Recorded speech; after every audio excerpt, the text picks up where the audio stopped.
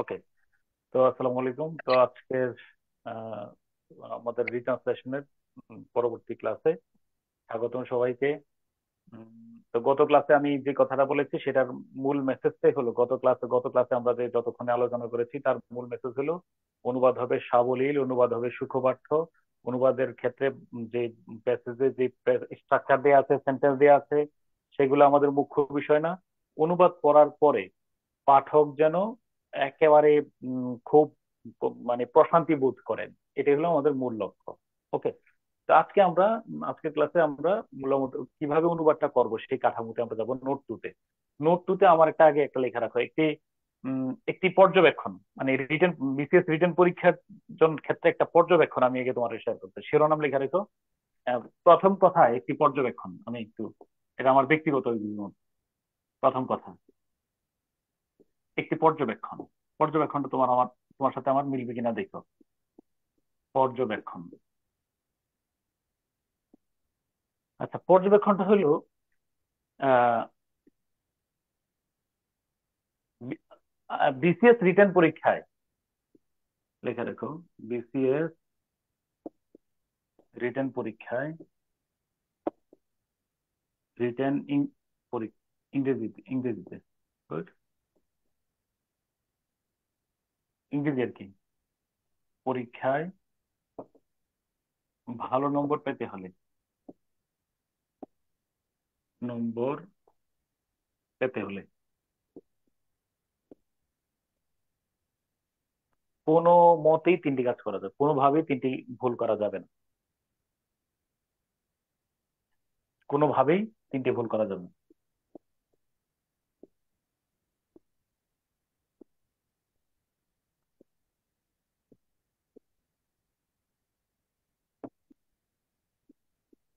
এবার বলো, রিটেন পরীক্ষার তিনটা ভুল কি কি?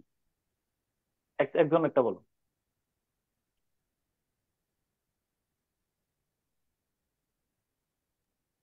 কোনো কোশ্চেন ছাড়ে আসা যাবে না। No. এক নম্বর গ্রামারের হলো স্ট্রাকচার সিনট্যাক্স ভুল, ভুল করা যাবে না। সেন্টেন্সের স্ট্রাকচার। স্পেলিং, মিস্টেক, খুব ডেঞ্জারাস। 2 নম্বর হলো গ্রামাটিক্যাল ইরো। এরর।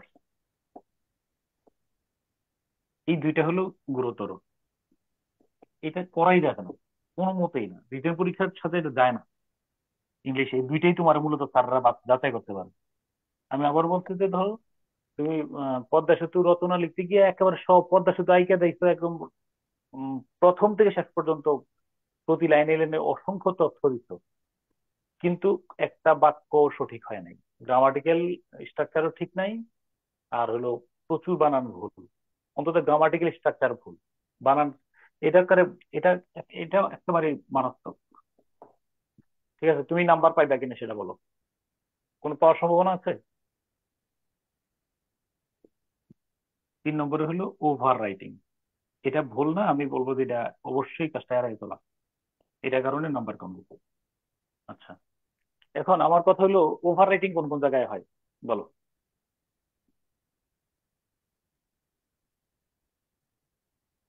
অনুবাদে হয় স্যার। তার আমি বলতেছি, বুঝছা নেই, এটাও লিখে রাখো। জাস্ট আমি তোমার এই লেকচারটা দিচ্ছি, একজন আমি স্যার বিশেষ থিমেটিক পরীক্ষার্থী কোশ্চেন আর হিসাবে এসেতে আমার। হয়। হ্যাঁ, হ্যাঁ, থিমেটিক কোশ্চেন আর এসেতে বেশি হয়। আমি বলি কোন কোন জায়গায় তোমার বেশি হবে। 1 নম্বরে সাধারণত ওভার রাইটিং, আমরা সাধারণত 3টি স্থানে বেশি ওভার রাইটিং করি। লিখে রেখো, আমরা সাধারণত 3টি স্থানে বেশি ওভার রাইটিং করি।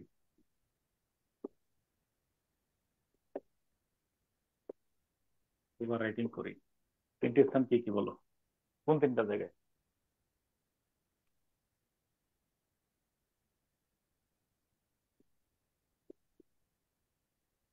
ট্রান্সলেশন, রিট্রান্সলেশন,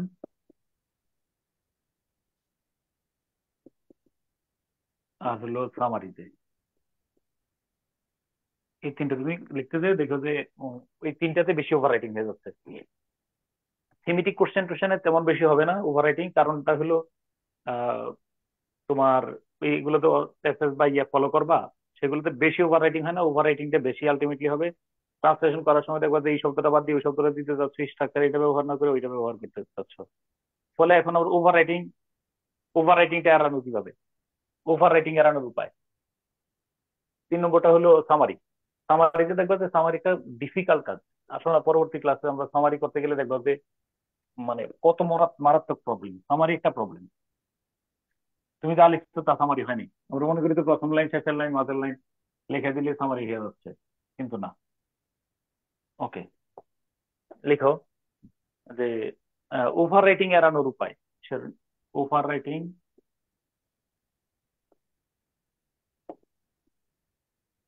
এড়ানোর উপায়।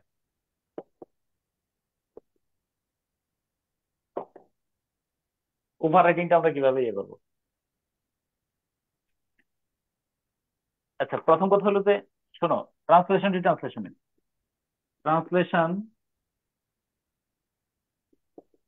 রিট্রান্সলেশনে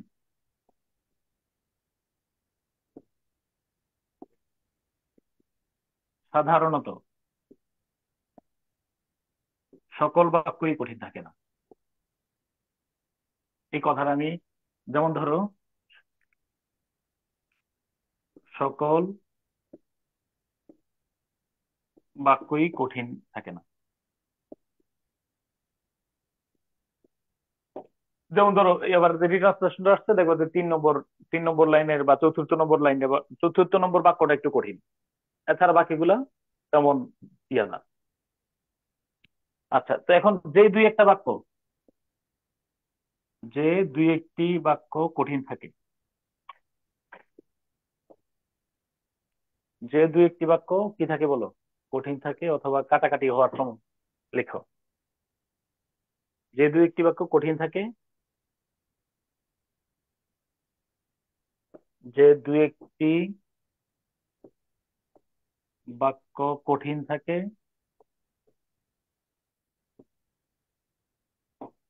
বা কাটাকাটি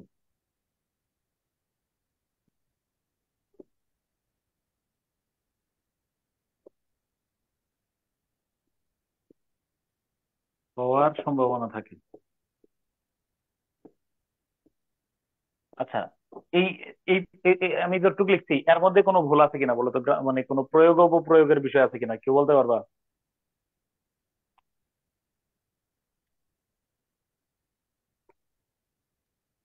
আমি যে লিখলাম যে যে দুই একটি বাক্য কঠিন থাকে বা কাটাকাটি হওয়ার সম্ভাবনা থাকে, স্যার হওয়ার সম্ভাবনা হওয়া হ্যাঁ কি সেটা? থাকতে দুইবার হয়ে অপপ্রয়োগ, গেল না? জি জি দুই একটি তো সমস্যা নেই, স্যার দুই একটি দুইবার আর থাকে আছে স্যার, একবার থাকে থাকে দুইবার বারবার। স্যার। থাকে দুইবার রিপিটেশন হলে সমস্যা কি? তাতে সমস্যা নেই, আসল জায়গায় তো ধরো নেই। আর কেউ এনিওয়ান? হওয়ার সম্ভাবনা স্যার, এটা ওটা লিখতে ওটা আশঙ্কা আশঙ্কা কাটা আশঙ্কা। কাটাকাটির সম্ভাবনা এই অথবা স্যার কাটাকাটি দেওয়ার সম্ভাবনা থাকে কি? সে ফেল করার সম্ভাবনা আছে, বাক্য সঠিক না ভুল? ভুল স্যার। সম্ভব। ভুল স্যার। লিখে রেখে ব্র্যাকেটে, ইতিবাচক অর্থে সম্ভাবনা, নেতিবাচক অর্থে আশঙ্কা। ফেল করার সম্ভাবনা নাকি আশঙ্কা? আশঙ্কা। হুম হুম। সেগুলো পরীক্ষা শুরুর 5 মিনিট আগেই, পরীক্ষা শুরুর 5 মিনিট আগেই,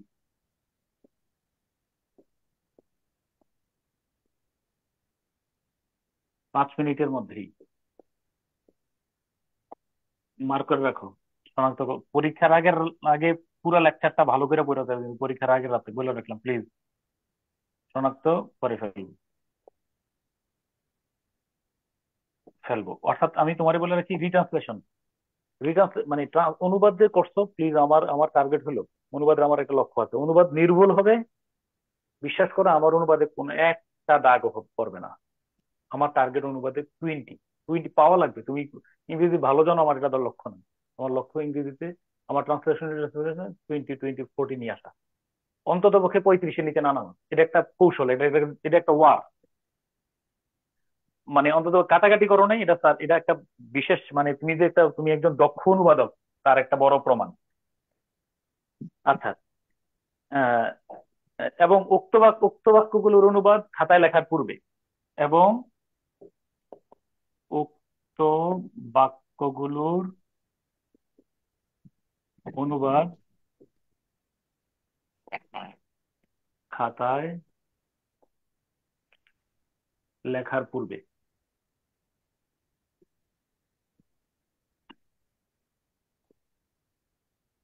খাতায় লেখার পূর্বে কি করবো বলো? পেজ, আলাদা পেজ নিয়ে খসড়া করব। অবশ্যই একবার রাফ করে নিব, অবশ্যই একবার রাফ করে নেব। মনে করেন আচ্ছা, আবার আমার বলো, পুরো অনুবাদ রাফ করতে বলছি? না স্যার, শুধু কঠিন না লাইন স্যার। গুলো। এখন দাঁড়াও, থামো, এখন বলবা যে রাফ করার সময় না পাইনি, রাফ করার সময় না পেলে এবার কি করবো বলো?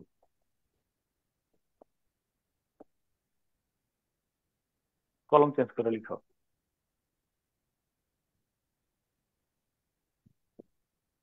কোশ্চেনের রাফ উপরে করার সময় লিখে ফেলবো, না, মানে রাফ করার সময় বাক্যগুলো না দাগ পেলে দিয়ে। লেখা রাখো বড় করে, মনে মনে অনুবাদটি, মনে মনে, মানে ধরো রাফ করার সময় পাচ্ছ না, তাহলে মনে মনে অনুবাদটি চূড়ান্ত ভাবে গুছিয়ে নেব। বুঝছো বিষয়টা? মনে মনে অনুবাদটি চূড়ান্ত ভাবে গুছিয়ে নেব, তারপরে লিখবো।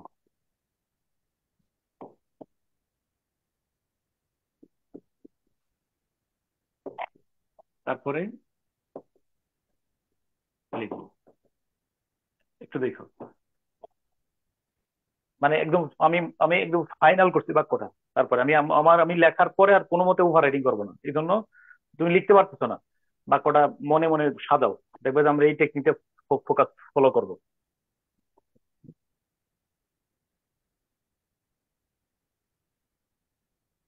ওকে। দ্বিতীয় কথা,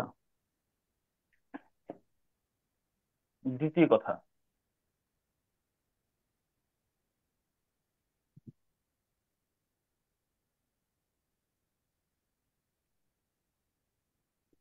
দ্বিতীয় কথা, আহ, কখনো বিশেষত ব্যাংকের কাজে, ব্যাংকের মধ্যে আমরা এই কাজটা করি, কখনোই পুরো প্যাসেজটি ভালোভাবে, কখনো কখনোই পুরো প্যাসেজটি একবার ভালোভাবে না পড়ে, প্যাসেজটি প্যাসেজটি একবার ভালোভাবে না পড়ে,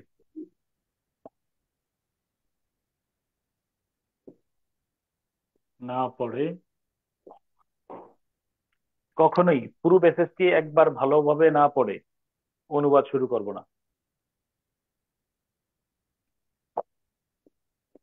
অনুবাদ শুরু করব না। কেন বলো আমারে? করব না, আমার বলো কেন, কে বলতে পারবে কিনা? স্যার, অনুবাদের পুরোটা পড়ে বিষয়বস্তু নিলে বোঝার একবার জন্য। সামারিটা বোঝা যাবে যে কি খামারে সম্পর্কে তাতে, কারণ কারণ একটা আশঙ্কা আছে, তাতে শব্দের উপযুক্ত অর্থ অর্থ খুঁজে বের করতে সমস্যা হতে পারে। এটা আমি বুঝাইতেছি তোমার, সমস্যা হতে পারে।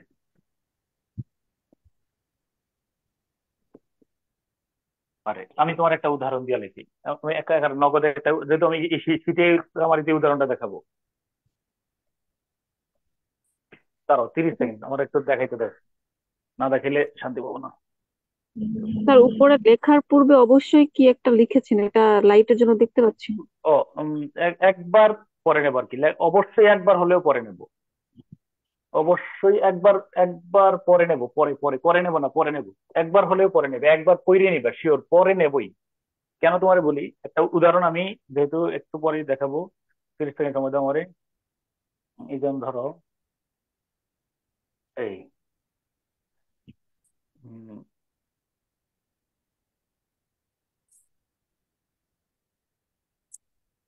আচ্ছা, ধরো আমি শেয়ার দিলে একটু দেখবো এখন।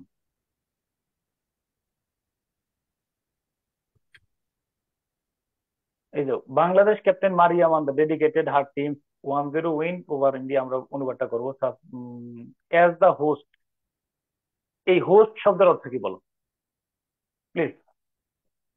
স্বাগতিক। হোস্ট মানে কি স্বাগতিক স্যার। প্লিজ এবার আমারে বলো, হোস্ট অর্থ যদি স্বাগতিক। তুমি মাথায় রাখো মেহমান, হোস্ট মানে মেহমান মেজবান এই ধরনের অর্থ হইলো, তাহলে কি আমরা আসবে? তাহলে হোস্ট শব্দের এখানে অর্থ হচ্ছে কি বলো, এই এই বাক্যের কনটেক্সট অনুযায়ী হোস্ট শব্দের অর্থ কি বলো এখানে?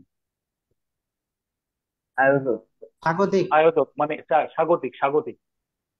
আচ্ছা, এই রিটেইন দ্য টাইটেল, টাইটেল শব্দের অর্থ কি বলো? এগুলো স্যার মানে রেকর্ড স্যার, রেকর্ড টাইপ কিছু একটা। জীবনেও না, টাইটেল শিরোপা শব্দের অর্থ স্যার। এখানে শিরোপা শিরোপা শিরোপা ট্রফি স্যার। ট্রফি শিরোপা। শিরোনাম। শিরোপা, শিরোপা, হ্যাঁ শিরোপা। তারপরে হলো in front of ecstatic home crowd, home crowd শব্দের অর্থ কি বলো?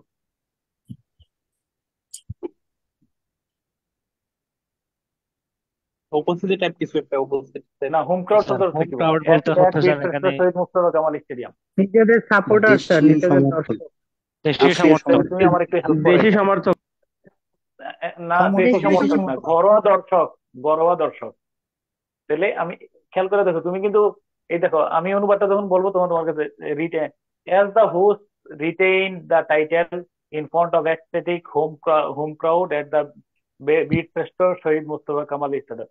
তাহলে গতকালকে শহীদ মুস্তফা কামাল স্টেডিয়ামে উচ্ছ্বসিত ঘরোয়া দর্শক, এই যে এক্সটেটিক হোম ক্রাউড, উচ্ছ্বসিত ঘরোয়া দর্শকদের সামনে শিরোপা অক্ষুণ্ণ রেখেছিল স্বাগতিকেরা। তাহলে তোমার আমার এই বাক্যের অর্থ, আমি আমি যে কথা আমি কথাটা তুমি একটু লেখা রাখো। ওই আমার এই ইয়ার যেমন হোস্ট অর্থ কি বলো, মেজবান বা হোস্ট অর্থ আমরা কি বলি, হোস্টের অর্থ কি বলি? আয়োজক নাকি এরকম কিছু বলি নাকি? জি স্যার। কিন্তু এই বাক্যে হচ্ছে এখানে এখানে হচ্ছে কি বলো, স্বাগতিকেরা, তাই না? স্বাগতিক। তারপরে হোস্ট অর্থ স্বাগতিক, তারপরে টাইটেল অর্থ শিরোপা। তুমি একটু টুইকে রাখো যে তিনটা শব্দের অর্থ যে কনটেক্সট অনুযায়ী শব্দের অর্থ চেঞ্জ হয়েছে। টাইটেল অর্থ কি বলো, শিরোপা। তারপরে এক্সটেটিক হোম ক্রাউড, এর এর অর্থ কি আমরা বললাম, ঘরোয়া দর্শক। আমার বলো, অনুবাদ করার সময় আমরা এই শব্দগুলোই ব্যবহার করি কিনা পত্র পত্রিকায়? জি স্যার। এটা আমি বলতে চাচ্ছিলাম। তাহলে মোটামুটি ওই তুমি আমরা যদি পুরো প্যাসেজটা একবার ভালো করে পড়ি তাহলে আমি কাছাকাছি আমার এখানে রিলেটেড কলোকিয়াল ল্যাঙ্গুয়েজটা কি হবে সেটা আমরা খুঁজে বের করতে পারবো। তোমরা উদাহরণ হিসাবে লিখছো, স্যার উদাহরণ হিসাবে রাফ যেমন লেখা দিতো, করার উদাহরণ সময় হিসাবে না তিনটা শব্দ। পেলে এটা আগে একটা জিনিস লিখেছেন ওইটা বুঝতে পারছি না, ওইটা কি অবশ্যই একবার পড়ে নিব নাকি রাফ হ্যাঁ, করে একবার নিব পরে নেবো, বললেন? একবার পরে নেবো। শোনো, আমরা লেখার পূর্বে আমরা অবশ্যই অনুবাদটা একবার পড়ে নেবো। এখন ধরো পড়ার সময় পাইতেছি না, এখন আমার পড়ার দাঁড়াও, আগে নিচে তিনটে উদাহরণ লিখো। যেমন হোস্ট অর্থ স্বাগতিক, এটা হোস্ট অর্থ স্বাগতিক তুমি এমনি আমি জিজ্ঞেস করলে তুমি জীবনেও হোস্ট অর্থ স্বাগতিক বলতা না। আমি টাইটেল অর্থ শিরোপা, এটা জীবনেও তুমি বলতা না, এটা বাক্য চাহিদা অনুযায়ী। হোম ক্রাউড শব্দের অর্থ এখানে ঘরোয়া দর্শক। এই যে তিনটা অর্থ নিলাম, আমরা কি মন মন মতো অর্থ নিছি নাকি প্যাসেজের অনুবাদের চাহিদার সাথে তাকে অর্থটা নিছি সেটা বলো। লাইটে আমার সাথে রিপিট করো। আমরা কি আক্ষরিক অর্থ নিছি নাকি অনুবাদের বাক্যের চাহিদার সাথে যে শব্দটা খাপ খায় সেটা নিছি বলো। কনটেক্সটের স্যার সাথে। চাহিদার সাথে ধন্যবাদ। যেটা খাপ কনটেক্সটের খায় সাথে ওটা তার নিছি। দিতে। বাক্যের কিন্তু চাহিদার সাথে যেটা ম্যাচ করে সেটা। পুরো প্যাসেজটা পড়লে বুঝবা যে এখানে আমার ওই বগিনবি ওই যে হাবিজাবি অর্থ দিলে হবে না। এটা খাপ খাওয়ানোর জন্য ওই রিলেটেড ক্রিকেটীয় শব্দ এখানে ব্যবহার করতে হবে। আমার কথা, আমি আমি কি আমার মেসেজটা বুঝতে পারছি? জি স্যার। ওকে, আচ্ছা তারপরে লিখো।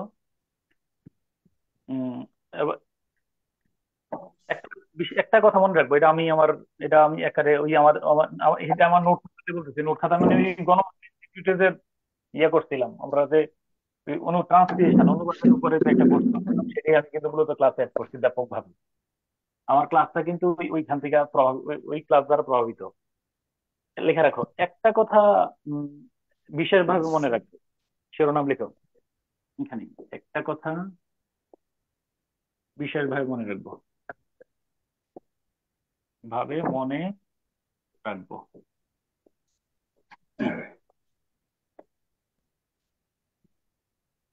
অনুবাদ করার সময় যত বেশি কলোকিয়াল ল্যাঙ্গুয়েজ ব্যবহার করা যায়, একটি কথা লেখা রাখো, অনুবাদ করার সময় লিখো, অনুবাদ করার সময় যত বেশি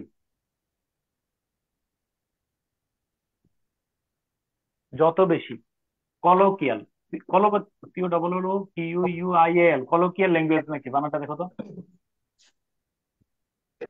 what do you mean by colloquial language?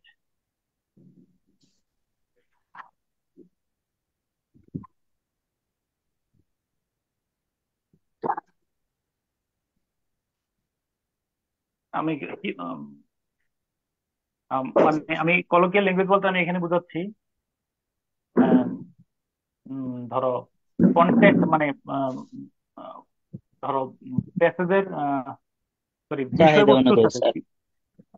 বিষয়বস্তুর সাথে উপযুক্ত শব্দ, বিষয়বস্তুর সাথে সাথে খাপ খাওয়া শব্দ,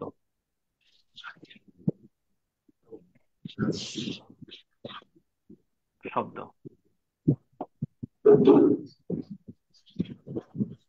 যত বেশি কলোকিয়াল ল্যাঙ্গুয়েজ, মানে আমি এই কলোকিয়াল ল্যাঙ্গুয়েজটা বলতে বোঝাচ্ছি যে বিষয়বস্তুর সাথে খাপ খাওয়া শব্দ। এই যে ধরো আমরা গতকালকে একটা বিষয়, এই যে আমি কলোকিয়াল ব্যবহার করছি, কিন্তু ওই যে আমাদের আমাদের অর্থনীতি ফুলে ফেঁপে উঠবে, বুস্ট শব্দের অর্থ যে, যেমন তুমি এখানে লিখে রাখো, যেমন আমরা গতকালকে ক্লাসে ব্যবহার করছি, বুস্ট, বুস্ট শব্দের অর্থ কি বলো? ফুলে ফেঁপে ওঠা। তো যত বেশি কলোকিয়াল ল্যাঙ্গুয়েজটা ব্যবহার করা যাবে তত অনুবাদ আকর্ষণীয় হয়, যত বেশি কলোকিয়াল ল্যাঙ্গুয়েজ ব্যবহার করা যায় অনুবাদ ততই আকর্ষণীয় বা প্রাঞ্জল হয়। ব্যবহার করা যায় অনুবাদ ততই আকর্ষণীয় বা প্রাঞ্জল হয়, বা প্রাঞ্জল হয়। ঠিক আছে?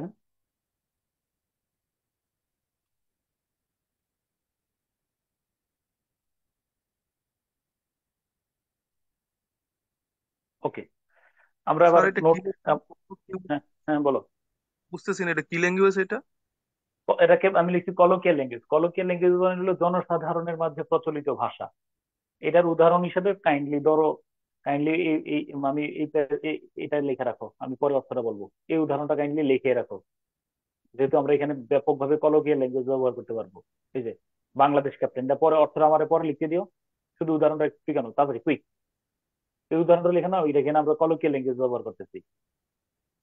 চলিত শব্দ। হম, সাধারণের মাঝে প্রচলিত ভাষা।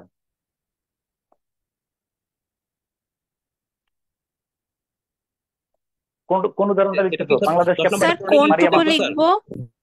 এই 10 নম্বর উদাহরণটা 10 নম্বর পুরোটাই স্যার? পুরোটাই লিখে রাখো, তাহলে তখনই তুমি বুঝবা যে কলোকিয়াল ল্যাঙ্গুয়েজটা কিভাবে ব্যবহার করছি আমরা। হ্যাঁ,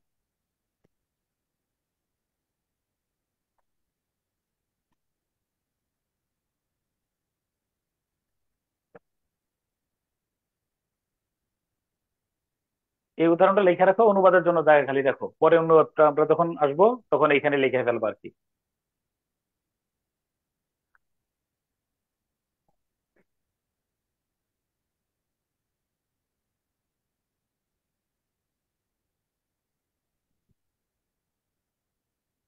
অথবা একটু স্ক্রিনশট দিয়ে রাখো গ্যাপটা, মানে আমার অনুবাদটা জায়গা জায়গা খালি রেখো। এটা আমরা ওই যে দেখো, বলো note and note 1 and note 4 লেখা আছে নিচে। নোট 4 মানে আমরা শেষ থেকে শুরুর দিকে যাব। ওকে, আমি তোমরা স্ক্রিনশট দিছো? জি স্যার। লিখে নিচ্ছি স্যার, একটু দাঁড়ান। হ্যাঁ, আমি স্যার তোমার লিখে এর নিচ্ছি। মধ্যে তোমার লিখতে লিখতে বলে ফেলি, কারণ এটা তো নোট 4 এর সাথে মিলবে। দেখো অনুবাদটা তখন কি হচ্ছে, এই যে সাবজেক্টের অনুবাদ প্রথমে লিখবে বাংলাদেশের ক্যাপ্টেন মারিয়া মান্দা, লেখার দরকার নেই, এটা আসবে সামনে।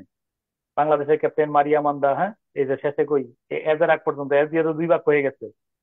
এ, স্বাধীনতার 50 বছর পূর্তি উপলক্ষে, বুঝছো কিনা, সাফ অনূর্ধ্ব ওই যে শেষে শুরু দিয়ে যাইতেছি, সাফ অনূর্ধ্ব 19 নারী চ্যাম্পিয়নশিপের ফাইনালে ভারতের বিরুদ্ধে দলের 1-0 জয়কে কিসের জন্য বলো এই কি উৎসর্গ করেছেন, তাই না? দেশের জন্য টু দা কান্ট্রি, দেশের জন্য উৎসর্গ করেছেন। দেশের জন্য কি করেছেন? উৎসর্গ করেছেন।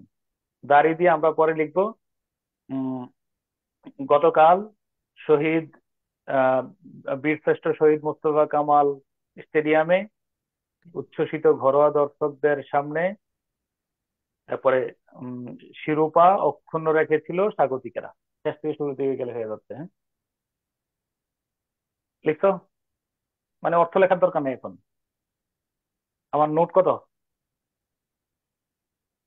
নোট 3। নোট 3 প্রথম কথা,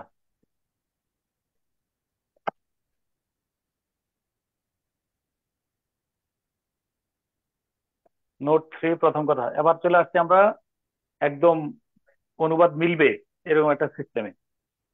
নোট 3, নোট 3 শিরোনাম লিখ। নোট 3 ইংরেজি থেকে। স্যার এর এর আগে যতক্ষণ যেটুকু লিখছো ওইগুলো নোট 2।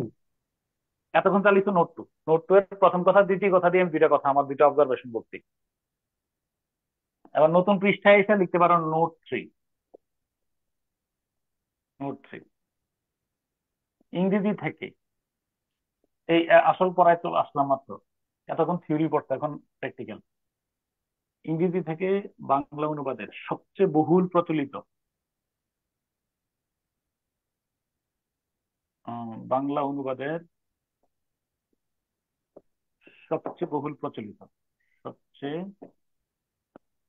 বহুল প্রচলিত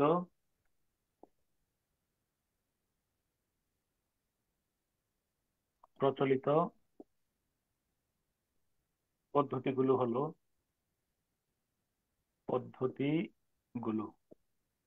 নিম্নরূপ।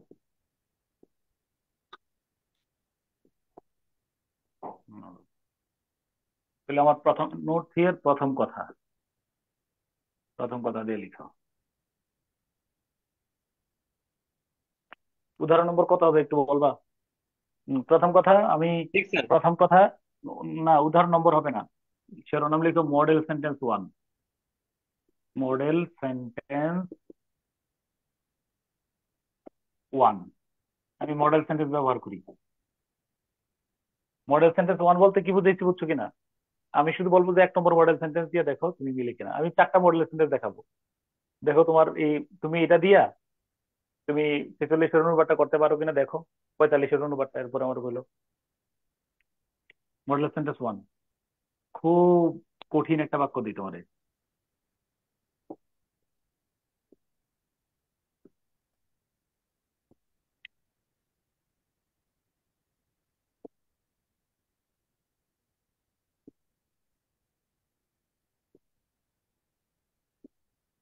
করিম, সারাদিন তো করিম লিখছো, আমি রুসফারে নিয়ে আসি। রুসফা দিয়ে লিখো। Rusfa goes to school every morning by rickshaw. এই রুসফা নামটা ইউনিক না? জি স্যার। ট্রুলি বিশ্বাস করো না তুমি? রুসফা একটা ইউনিক নাম। জি স্যার। স্যার মুস্তাফা নামের স্যার অর্থটা কি? স্যার আর রুসফা আমি আমি বলে কখনোই রাখি আপনি শুনি নাই। রুসাফা, আমি বলি রুসাফা বাগদাদের একটা শহর, ইরাকের একটা শহর, 1 নম্বর আল রুসাফ। তারপরে এমনি ওইখানে আঞ্চলিক অর্থ হলো, এটার অর্থ পবিত্র আর কি, হোলি। আমি খুব মিল রাখি, বল রুসাফার পরে রাখছি রুহামাই, দেখো মানে বর্ণ মিল রাখছি আর কি। এরপরে রুসাফার সাথে মিল রেখা ছোটটার নাম রাখছি RUSHAD, রুশাদ, মানে 6 লেটার করে সবগুলা। স্যার রুসোভা ওকে। নামটা স্যার আপনার কনফিডেন্স যে লিটারেচারের যে বইটা আপনার যে লেখা ওইটাই হ্যাঁ প্রথম হ্যাঁ হ্যাঁ দেখলাম স্যার। হ্যাঁ হ্যাঁ স্যার রুসাফা আপনি নাম। কি স্যার থার্ড টাইম মানে স্যার বাবা হয়েছেন? হ্যাঁ হ্যাঁ হ্যাঁ শোনো, আমি বলি কবে স্যার? রুসাফা কি হয়েছে জান? রুসাফা নামটাও ইউনিক। এই কনফিডেন্সে যখন আমি ছিলাম তখন সবথেকে স্ট্যান্ডার্ড যে প্রশ্নটা ছিল এটা রুসাফা দিয়ে ছিল, এই জন্য সবাই রুসাফারে চেনে ওই ইয়া থেকে। ওকে, জি স্যার, রুসাফা। ওইখানে প্রথম শুনছিলাম 3-4 বছর আগে। হ্যাঁ হ্যাঁ হ্যাঁ হ্যাঁ Rusafa goes to school every morning by rickshaw. Okay, এখন তুমি অনুবাদে কারোর হাইকোর্ট শেখাও না। এই তিনটা চারটা মডেল বাক্য শেখাবো। এটা দিয়ে যদি নবম দশম শ্রেণী ইন্টারমিডিয়েটের কোনো পুরো বই অনুবাদ না করতে যায় তাহলে আমি ব্যর্থ। মানে 80% করা যাবে, পুরোপুরি করা যাবে না 80%। বাচ্চাদেরকে একটু শেখাইবা। এটা সাবজেক্ট, ভার finite verb, verb to school every morning by rickshaw. Okay, অনুবাদটা মুখস্থ করো না। আমরা প্রথমে নিয়মটা লিখে দিচ্ছি। প্রথমে কিসের অনুবাদ লিখবো বলো? সাবজেক্ট। সাবজেক্ট, তাহলে রুল সাফার। সাবজেক্ট লিখে আমরা চলে যাবো বাক্যের শেষে। ভার্বের অর্থ লিখবো না, ভার্বকে শুধু মার্ক করে রাখবো। চলে যাবো শেষে 2, শেষ থেকে শুরুর দিকে আসবো 3, 4, সবশেষে ভার্বের অর্থ লিখবো। এটা হলো নোট 1। রুসাফা রিক্সায় করে প্রতিদিন সকালে স্কুলে যায়। রিক্সা যুগে প্রত্যহ সকালে স্কুলে যায়।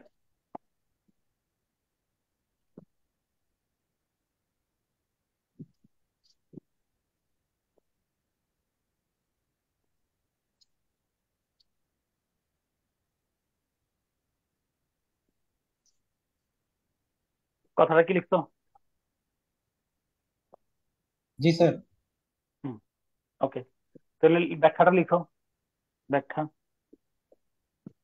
একটু স্যার। রুসাফা রিক্সা যুগে প্রত্যহ সকালে স্কুলে যায়। প্রথমে সাবজেক্ট।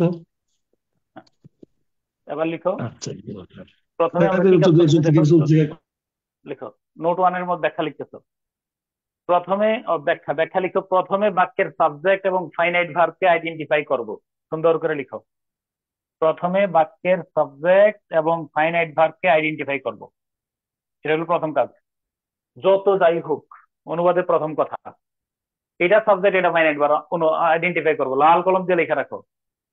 প্রথমে বাক্যের সাবজেক্ট এবং ফাইনাইট ভার্বকে আইডেন্টিফাই করব।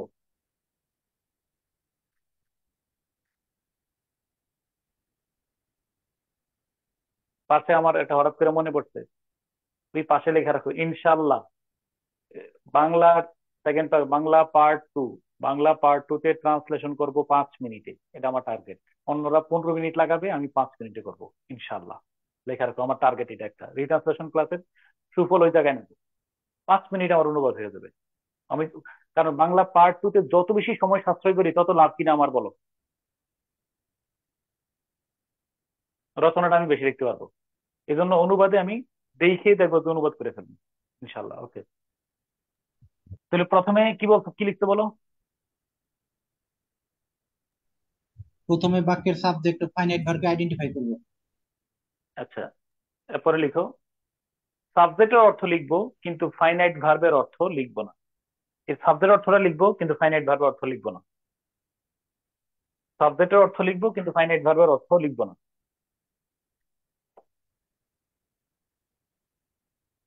তাহলে রুথামা লিখলাম কিন্তু ফাইনাইট ভার্বের অর্থ লিখবো না।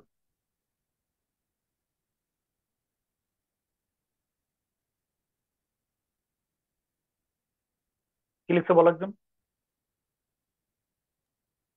সাবজেক্টের অর্থ লিখবো কিন্তু ফাইনাইট ভার্বের অর্থ লিখবো না। অর্থ লিখবো না। এরপর বাক্যের শেষ দিক থেকে, এরপর বাক্যের শেষ দিক থেকে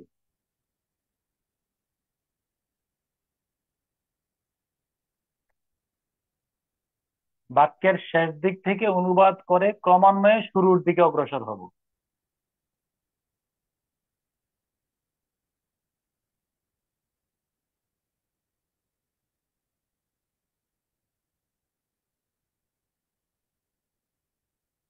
এবং সবশেষে মূল ভার্বের অর্থ লিখে দেব। স্যার ক্রমান্বয়ের পরে কি বলেছিলেন? একজন বলো তো, একজন বলো, পড়ে শোনো।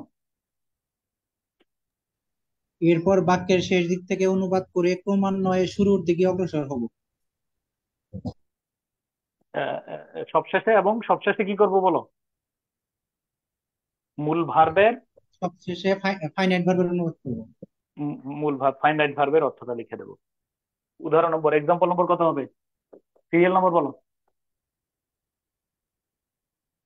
7 নাকি 4 না 5? এর আগে কটা করছিল উদাহরণ?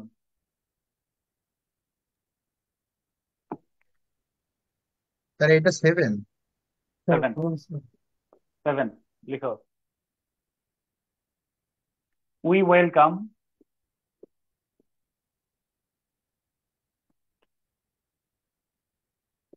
চিফ জাস্টিস ওবায়দুল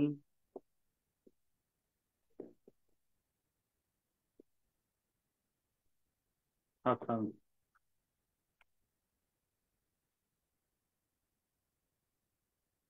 বাক্যটা ছিল we welcome chief justice Obaidul Hasan strong warning against, STRONG, strong warning, warning against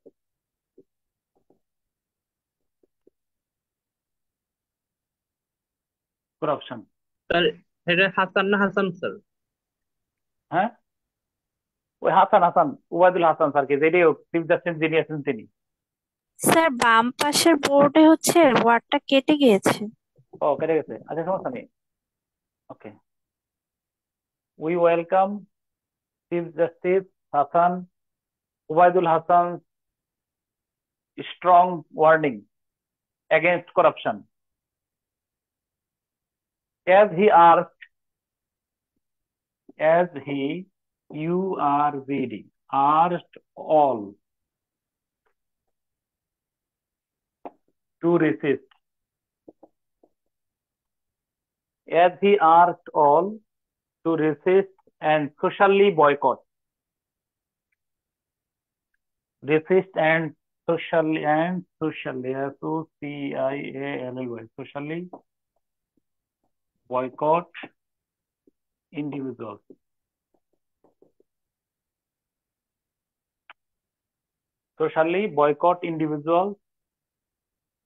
engaged in corruption and black market.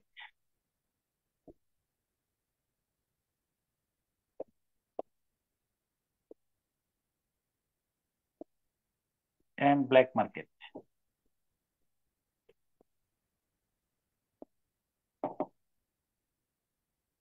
ওকে,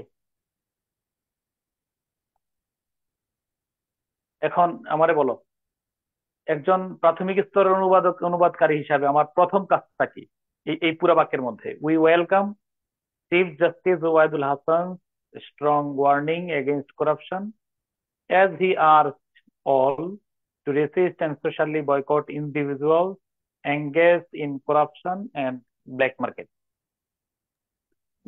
ওকে, তাহলে এখানে বাক্য আছে কয়টা বলো, আগে বলো স্যার কয়টা বাক্য কারো এখানে? দুইটা। দুইটা। আমরা এজ এ লাল কলম দিয়ে এজ এ মার্ক করে ফেলো, এবার দুইটা বাক্য পেয়ে গেছি।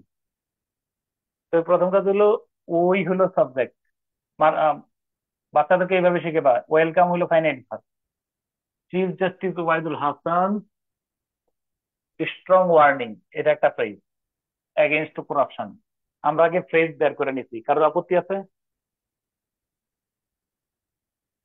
না স্যার। এরপরে পরে বাক্য হি আস্কড হলো finite verb, he asked all two racist and socially boycott individuals engaged in corruption and black market.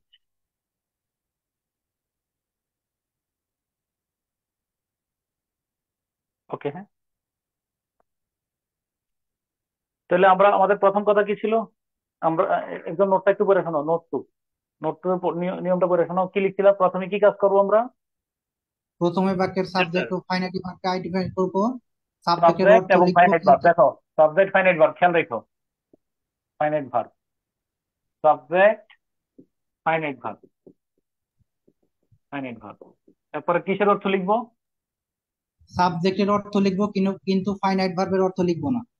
Subject অর্থ লিখবো আমরা, কিন্তু ফাইনাইট ভার্ব অর্থ লিখবো না, ফাইনাইট ভার্ব অর্থ লিখবো না, সাবজেক্ট অর্থ লিখবো। তাহলে আমরা আমরা আমরা লিখলাম। কোথায় যাই বের করে? এরপর বাক্যের শেষ দিক থেকে অনুবাদ করে ক্রমান্বয়ে শুরুর দিকে অগ্রসর হব। 2 3 শেষে 4। তাহলে আমরা পরে কি হলো বলো, বলো না। শেষ দিক থেকে ক্রমান্বয়ে শুরুর দিকে অগ্রসর হব। এখানে অর্থ কি হবে এখন? অর্থ বলো। আমরা দুর্নীতির বিরুদ্ধে বিরুদ্ধে দুর্নীতির বিরুদ্ধে প্রধান বিচারপতি উবায়দুল হাসানের শক্তিশালী মানে কি বলো, ওয়ার্নিং মানে ওয়ার্নিং কি? সতর্কবার্তা। অবস্থান তাহলে মানে শক্ত কঠোর সতর্কবার্তা, অবস্থান শক্ত অবস্থানকে সতর্কবার্তাকে স্বাগত জানাই, স্বাগত জানাই।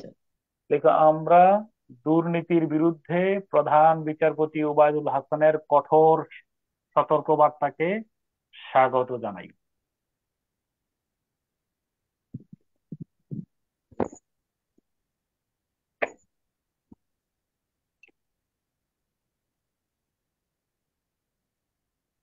আমরা দুর্নীতির বিরুদ্ধে, দুর্নীতি বানান রসগোল্লা না দীর্ঘকার? রস্যকর স্যার। যারা দীর্ঘকাল লিখছো তারা ঠিক করে লিখো, কিন্তু সাবধান। দুর্নীতি, আমরা দুর্নীতির বিরুদ্ধে প্রধান বিচারপতি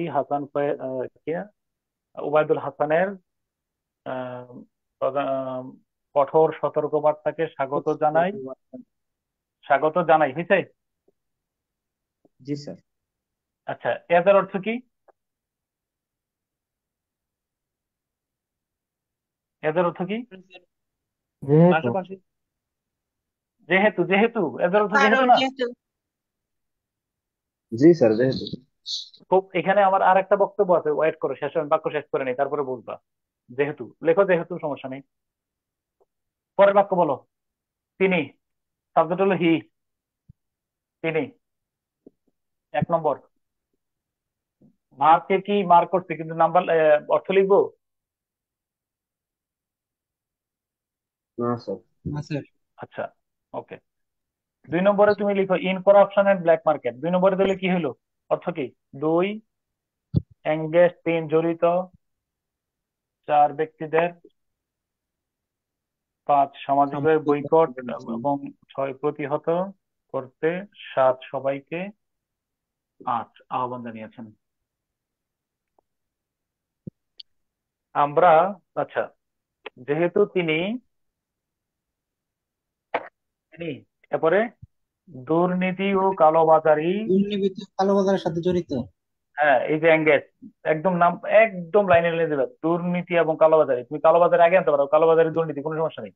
দুর্নীতি এবং কালোবাজারির সাথে জড়িত ইন্ডিভিজুয়াল, ব্যক্তিদের সামাজিকভাবে বয়কট এবং প্রতিহত, মানে যেটা তুমি আগে দাও, সামাজিকভাবে প্রতিহত ও বয়কট করার জন্য আর কি। হ্যাঁ, বর্জন বলি স্যার। সামাজিকভাবে বয়কট ও প্রতিহত করার জন্য সবাইকে উদাত্ত আহ্বান জানিয়েছেন। আর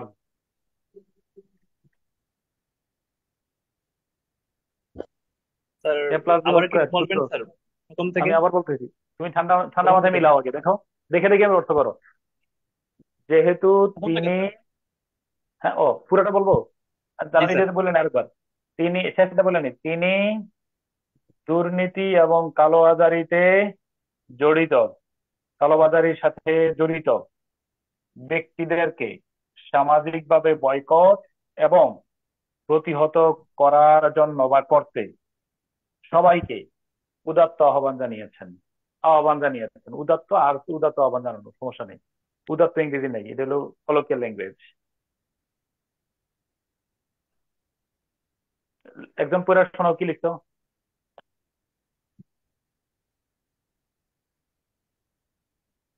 আমরা দুর্নীতির বিরুদ্ধে প্রধান বিচারপতি ওবায়দুল হাসানের কঠোর সতর্কবার্তাকে স্বাগত জানাই, যেহেতু তিনি দুর্নীতি ও কালোবাজারির সঙ্গে জড়িত ব্যক্তিদেরকে সামাজিকভাবে বয়কট এবং প্রতিহত করার জন্য সবাইকে উদাত্ত আহ্বান জানিয়েছেন। প্লিজ, নোট 1-এ একটা কথা ছিল, আমার একটু কথা শুনো। ওই অনুবাদের সাবলীলতা রক্ষার স্বার্থে এই অংশটা আমার একটু কাইন্ডলি একবার পড়ে শোনাও, 3টা কথা।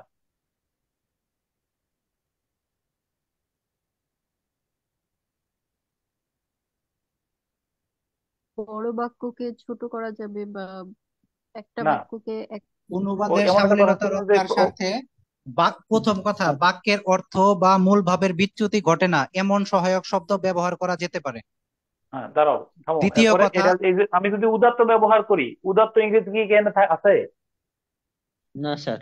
এটার নাম হলো এটার নামই সহায়ক শব্দ, কোনো সমস্যা নাই, এটার নামই কলোকিয়াল ল্যাঙ্গুয়েজ, যেটা আমি বলতেছি। আচ্ছা, এরপরে দ্বিতীয় কথা, বাক্যের অনুবাদের সৌন্দর্য বা সাবলীলতা নষ্ট হয় এমন অপ্রয়োজনীয় শব্দের অনুবাদ করা থেকে বিরত থাকা যেতে পারে।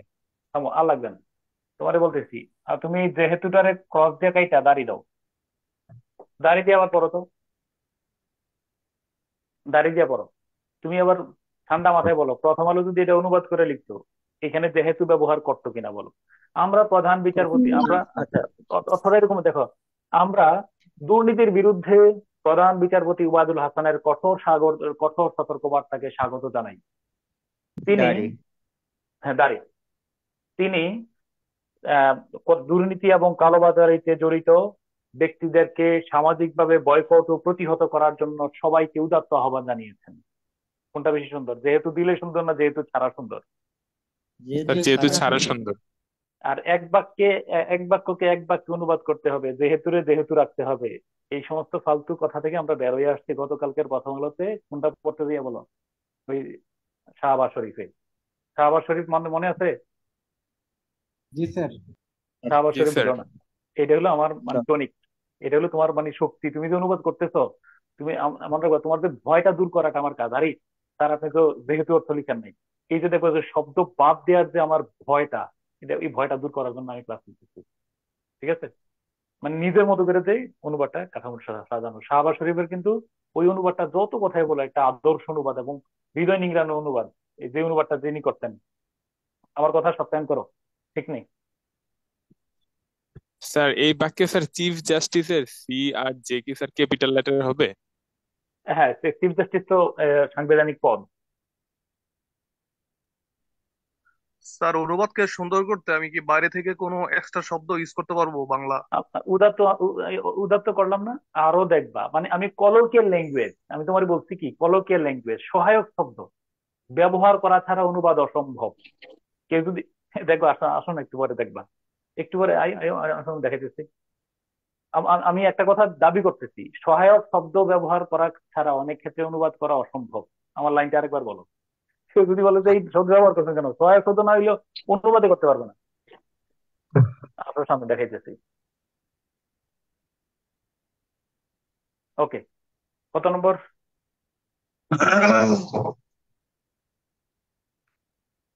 নম্বর 8। আহ কত নম্বর বাক্য? এক্সাম্পল নম্বর নোট 8 ইয়া নম্বর। লিখো। এক্সাম্পল না আট। না, আমার নো, আমার ইয়াতে লিখো নোট। এক্সাম্পল পরে যাই, নোট না, মডেল সেন্টেন্স গুলো। দ্বিতীয় কথা হবে তাইলে, দ্বিতীয় কথা না, জি স্যার। দ্বিতীয় কথা, দ্বিতীয় কথায় তাহলে আমার আবার ওই মডেল সেন্টেন্স দেবো। মডেল সেন্টেন্স 2 হবে নাকি? জি স্যার। মডেল সেন্টেন্স 2 লিখো। Karim a student, STUDENT, student of class, Karim লিখতেছে কেন, রুসাবা দিয়ে লিখো।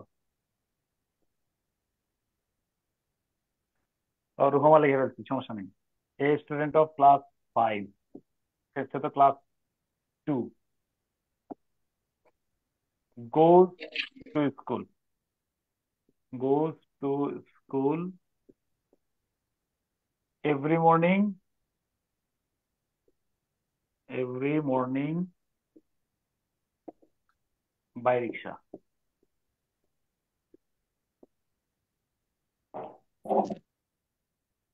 ওকে,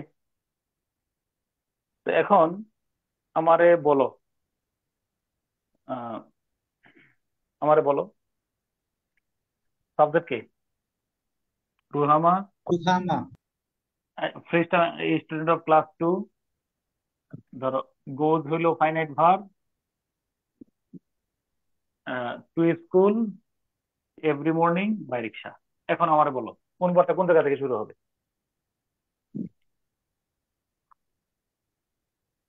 স্যার স্টুডেন্ট অফ ক্লাস 2। হ্যাঁ, আচ্ছা লেখো তাহলে। আমরা অনুবাদটা এটা ধরে নিলাম এখানে পুরাটা, ঠিক আছে? তাহলে শ্রেণীর দ্বিতীয় শ্রেণীর শিক্ষার্থী শিক্ষার্থী রুহামা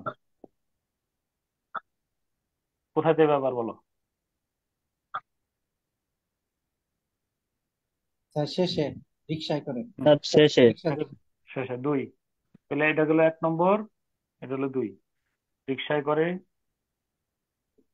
রিক্সা যুগে, সপ্তাহ সকালে, প্রথম স্কুলে, আর শেষে হলো যায়। 2 3 4 5 যায়। ওকে, দাঁড়াও আরেকটা। তাহলে এখানে এবার আসো। হ্যাঁ, মডেল সেন্টেন্স 2 এটা একটা স্টাইল দিয়ে লিখো, আর একটার সাথে আমি একটা দিয়ে রাখি।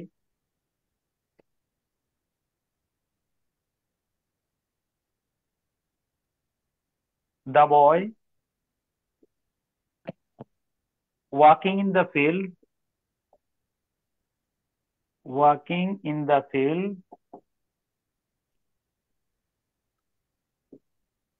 saw a dead man.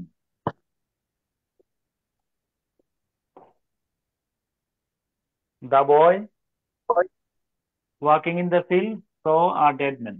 নিয়ম লেখার আগে সাবজেক্ট কে? The sir boy The the boy. Boy. walking in the field saw a dead man। ভাব অনুবাদ কোন জায়গা থেকে শুরু হবে? Walking in the field, the boy. 1 নম্বর। আচ্ছা 2 3, এবার বলো ওয়াকিং ইন দ্য ফিল্ড বাক্যের অর্থ কি কেউ বলো তো একদম? মাঠে হাঁটতে থাকা বালকটি। মাঠে হাঁটতে থাকা বালকটি, অথবা তুমি বলো মাঠ দিয়ে মাঠ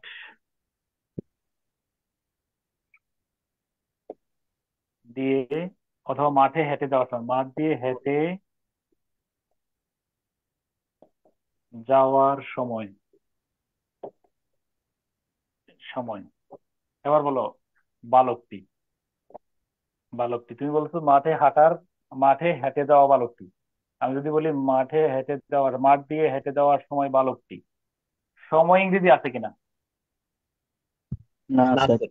নাই স্যার। কিন্তু স্যার আমি যে এই বাক্যের অর্থ মাঠে হাঁটে যাওয়ার সময় কিনা, জি স্যার। জি জি স্যার। স্যার এখানে এটার স্যার নাম দা বয় হলো আর সহায়ক ওয়াকিং শব্দ। কি আলাদা এটার করা নাম যায় হলো না স্যার সহায়ক। এখানে? কথা শুনো, দাঁড়াও একটু পরে বলো। এটার নাম হলো বলো এই সময় ব্যবহার করার কারণে আমার অনুবাদের অর্থের বিচ্যুতি ঘটেছে কিনা? না স্যার। না স্যার আমি এই না কথা স্যার। বলছি, অনুবাদের অর্থের বিচ্যুতি লেখা আছে, অর্থের বিচ্যুতি ঘটে না এমন সহায়ক শব্দ ব্যবহার করা যেতে পারে এবং পড়লে সুন্দর হয়। মাঠে হেঁটে যাওয়া বালকটি, অথবা এটা হচ্ছে সুন্দর, মাঠ দিয়ে হেঁটে যাওয়ার সময় বালকটি আহ একজন মৃত মানুষ দেখলো। একটি মৃত মানুষ দেখলো। মৃত মানুষ শেষে দেখলো। আগে লিখো ব্যাখ্যা। ব্যাখ্যা লিখো।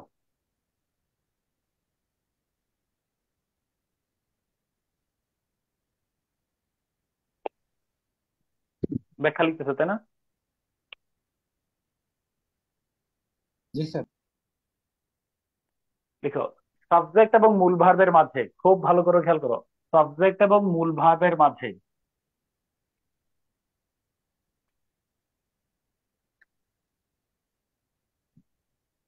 সাবজেক্ট এবং মূল ভার্বের মাঝে কোনো ওয়ার্ড, ফ্রেজ বা ক্লজ থাকলে, সাবজেক্ট এ রুহামা গোজ, দা বয় স, সাবজেক্ট এবং মূল ভার্বের মাঝে কোনো ওয়ার্ড, ফ্রেজ বা ক্লজ থাকলে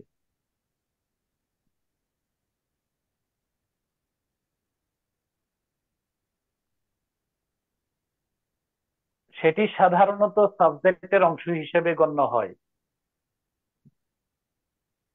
সেটি সাধারণত কিসের অংশ হিসেবে গণ্য হয়? সাবজেক্টে সাবজেক্টের অংশ হিসেবে গণ্য হয়।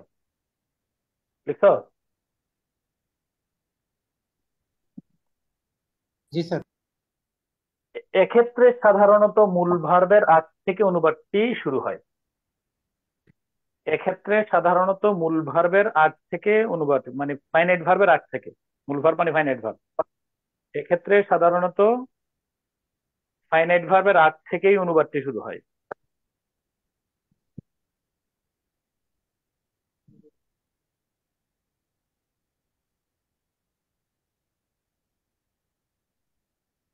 বলো এক্ষেত্রে। স্যার আরেকবার একটু বলবেন, একটু মিস হয়ে গেছে। একজন একজন একজন পড়ে শোনাও, কি লিখছো? সাবজেক্ট এবং সাবজেক্ট মূল ভার্বের মাঝে কোনো ওয়ার্ড, ফ্রেজ বা ক্লজ থাকলে সেটি সাধারণত সাবজেক্টের অংশ হিসেবে গণ্য হয়। এক্ষেত্রে সাধারণত ফাইনাইট বা মূল ভার্বের আগে থেকে অনুবাদটি শুরু হয়। মূল ভার্বের আগ থেকেই অনুবাদটা শুরু হয়। ওকে, আমরা এমনি শুরু করছি দ্বিতীয় শ্রেণীর ছাত্রী রুহামা। এর আগে শুরু করছি মাঠে হেঁটে যাওয়ার সময় বালকটি। কথা বুঝতেছো কিনা? একদম। জি। আর বাকি অংশের অনুবাদ নোট ওয়ানের মতো, আর সরি প্রথম কথার মতো। বাকি অংশটা কিসের মতো বলো? প্রথম কথা বললে কি ওই শেষ থেকে শুরু হয়ে এসে ভার্বের অর্থ লিখবো, তাই না? বাকি অংশটুকু প্রথম কথার মতোই।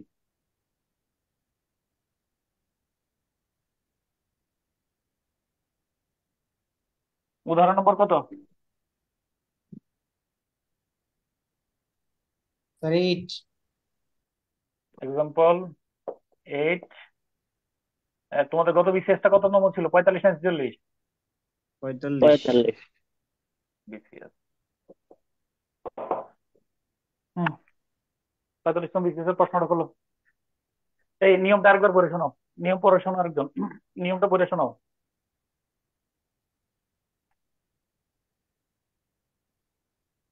সাবজেক্ট এবং মূল ভার্বের মাঝে কোনো ওয়ার্ড, ফ্রেজ অথবা ক্লজ থাকলে সেটি সাধারণত সাবজেক্টের অংশ হিসেবে গণ্য হয়।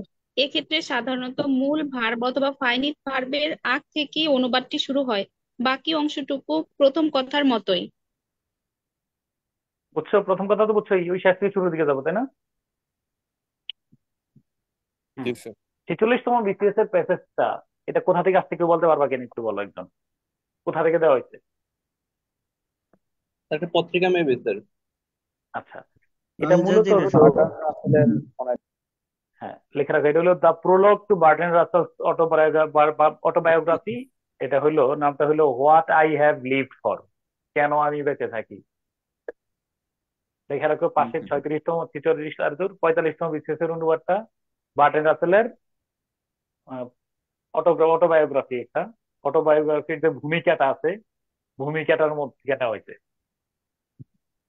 এর আগে কিন্তু একবার ছিল it was the best of time, 36তম বিসিএস এ মনে হয়েছিল it was the best of time, it was the worst of time, it was the age of wisdom, it was the age of foolishness. মনে আছে? এটা Charles ডিকেন্সের a tale of two cities থেকে নেওয়া হয়েছিল। আর এবার নেওয়া হয়েছে বার্টন রাসেলের what I have lived for, এখান থেকে এটার ভূমিকা থেকে নেওয়া হয়েছে। ওকে, তাহলে রেখে ফেলো সুন্দর করে, বাক্যটা লিখো। কত নম্বর উদাহরণ হবে? প্রিপারেশন স্যার, এখান থেকে sir sir. Example 8 preparation sir. এখান থেকে। হ্যাঁ, থ্রি প্যাশনস। হ্যাঁ, 3 থ্রি প্যাশনস, তাড়াতাড়ি লিখো, তাড়াতাড়ি তাড়াতাড়ি। Three passions.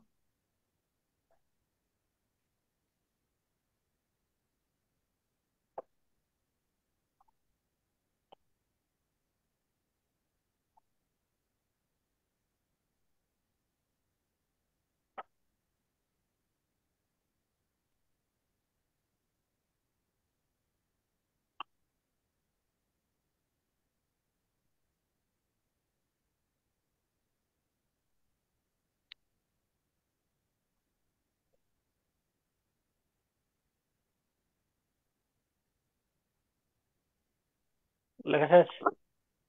স্যার এক না মিনিট। স্যার আরেকটু। লিখো।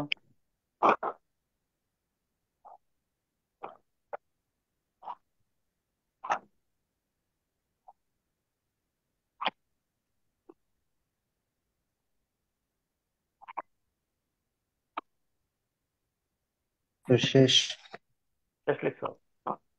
তাহলে আসো, রুহামা স্টুডেন্ট অফ ক্লাস 5, মিলছে কিনা? স্যার একটুখানি লেখা শেষ হয়নি। ওরে একটুখানি, ঠিক আছে লিখো লিখো লিখো, সমস্যা নেই। এই তোমরা কি স্ট্রাকচারটা পাইছো? রুহামার স্ট্রাকচার পাইছো? জি স্যার। রুহামা স্টুডেন্ট অফ ক্লাস 2, এই হলো। তার উপরে গোজ মিলছে স্ট্রাকচার। আচ্ছা, এবার বলো, three patient simple but overwhelmingly strong have govern my life, একটু পর্যন্ত। এরপরে তিনটা বললে বলছি কি কি।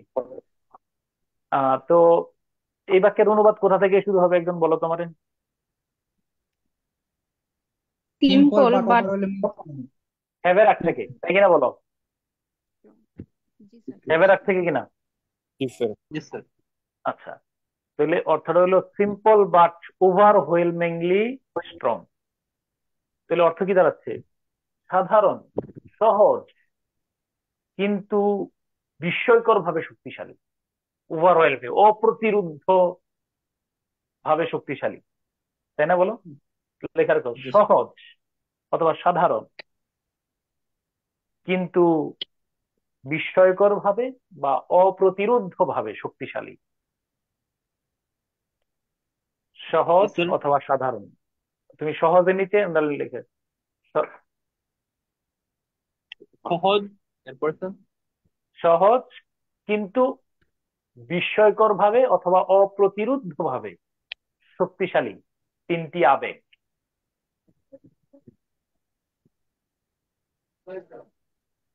তিনটি আবেগ। এরপর কই যাইবা বলো একটু? আমার জীবনে। আমার জীবনকে, আমার জীবনকে। গভর্ন মানে কি? শাসন করা, শাসন করা, পরিচালনা করা, পরিচালনা করা। পরিচালিত পরিচালনা করেছে, প্রভাবিত করে দেওয়া যাবে স্যার। নিয়ন্ত্রণ করেছে। পরিচালনা বা নিয়ন্ত্রণ করেছে, লেখা রাখো, পরিচালনা বা নিয়ন্ত্রণ করেছে।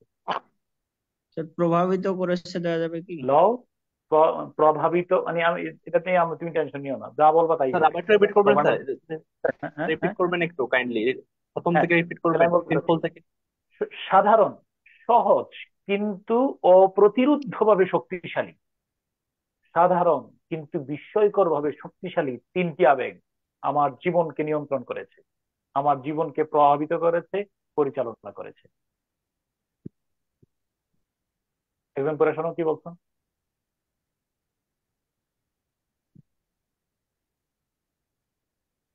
সহজ কিন্তু বিস্ময়কর ভাবে শক্তিশালী তিনটি আবেগ আমার জীবনকে নিয়ন্ত্রণ করেছে। নিয়ন্ত্রণ করেছে, প্রভাবিত করেছে, পরিচালনা করেছে। Okay fine. দাঁড়িয়ে দাও, দাঁড়িয়ে।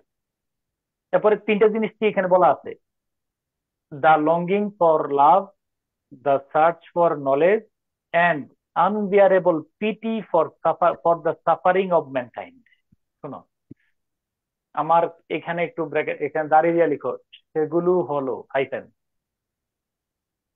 এবার বলো, সেগুলো হলো ইংরেজি আছে কিনা? না স্যার। নাই। এবার এবার বলবো নাই যে আপনি স্যার। দিচ্ছেন কোথা থেকে? আল্লাহর হস্তে দিলে আমার আরেকবার এদিকে তাকাও। আবার আবার আবারও মনে রাখো, আবারও চোখ বোলাও, শাহবাজ শরীফে চলে যাও। সেগুলা হল কিভাবে দিচ্ছি আমরা? কই শাহবাজ শরীফ কই আসেনি? আরে, শাহবাজ শরীফের অনুবাদটা তো এটা না, গার্ডিয়ান কই এটা? হ্যাঁ, শাহবাজ শরীফ আরেকবার দেখো। এই যে দেখো, এখানে দেখো, বলছে যে হি sorry koi na after Shahbaz Sharif was appointed as the Pakistan 21st Prime Minister, his first was to Parliament were those from a Ataullah Kasmi, a modern commentator, loftily espousing that. হ্যাঁ, ওকে। অনুবাদের মধ্যে দেখো, অনুবাদের মধ্যে দেখো, 23তম প্রধানমন্ত্রী হিসাবে নিযুক্ত হওয়ার পর পার্লামেন্টে তার প্রথম কথাগুলো ছিল আধুনিক কবি ও ভাষ্যকার আতাউল্লাহ কাশ্মীর একটি কবিতার লাইন। দাঁড়ি, জীবনকে আমাকে নিয়ন্ত্রণ করেছে, দাঁড়ি। লাইনটি ছিল, এই বাক্যের ইংরেজি আছে কিনা সেটা বলো। না না স্যার, স্যার। ছিল না স্যার। এটার নাম কলোকিয়াল ল্যাঙ্গুয়েজ, এটার নামই হলো সহায়ক শব্দ।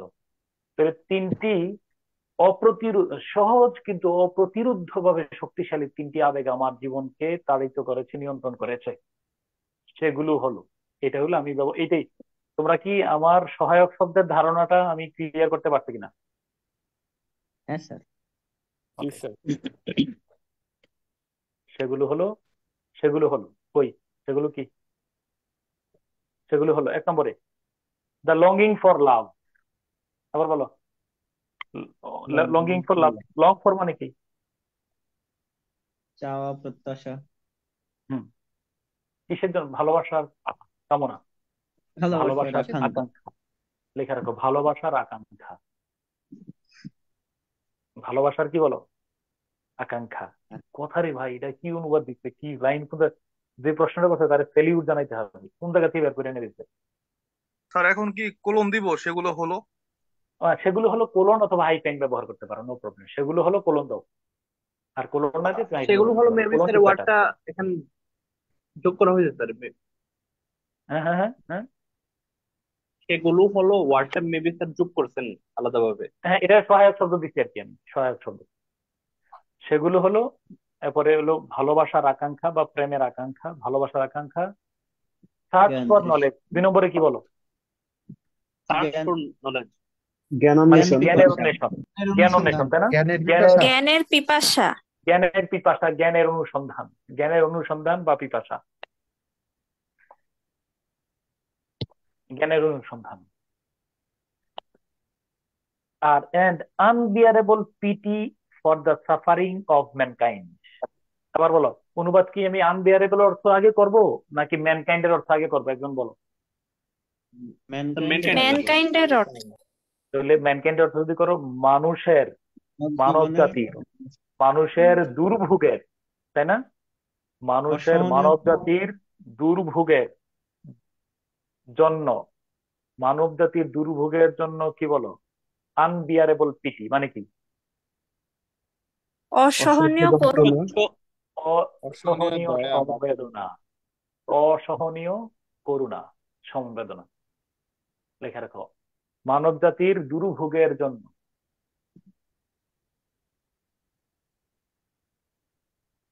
Unbearable PT. কি শব্দ ব্যবহার করে বার্টন রাসেল, এগুলা অন্য অন্য মানে জাতের লেখক। For the suffering of mankind, মানব জাতির দুর্ভোগের কি বলো জন্য, জন্য আহ, অসহনীয় বেদনা। অসহনীয়, অসহ্য, অসহ্য কি বলো? অসহনীয় মানে করুণা বা সমবেদনা, পিটি। লাইনটা আমারে বলো, কি বলছে? সহজ কিন্তু বিস্ময়কর ভাবে এই অপ্রতিরোধ্য বিস্ময়কর তিনটি। না বিস্ময়কর? বিস্ময়কর স্যার। বিস্ময়কর স্যার। হ্যাঁ, বিস্ময়কর বা বিস্ময়কর ভাবে অপ্রতিরোধ্য। অপ্রতিরোধ্য শোনো, তিনটি আমি বলে আবেগ। রাখি, এই যে দাঁড়া দাঁড়ো, বিস্ময়কর আর অপ্রতিরোধ্য এই দুইটার মধ্যে কিন্তু ইয়ে আছে, তোমার ধাপের পার্থক্য আছে। বিষয় এটা বিশ্বাস হয়নি তোমার? জি স্যার। তার মানে মনে রাখো, শব্দ তোমার না চাবে, একটা কথা তোমার বলে রাখি। এই সরি, হজম হজমের একটা কথা আছে, ইন্না মিনাল বায়ানি লা সেহরান। দাঁড়াও, আমার হঠাৎ করে যেহেতু বলা হয়েছে, এটা আরবি লেখা রাখো, এটা হাদিস। কেউ অর্থটা বলো, তিরলেন অর্থ কি? ইন্না মিনাল বায়ানি লা সেহরান।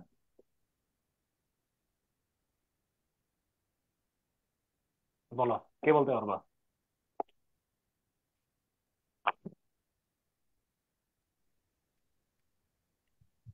এনিওয়ান, কে বলতে পারবে কিনা এর অর্থ?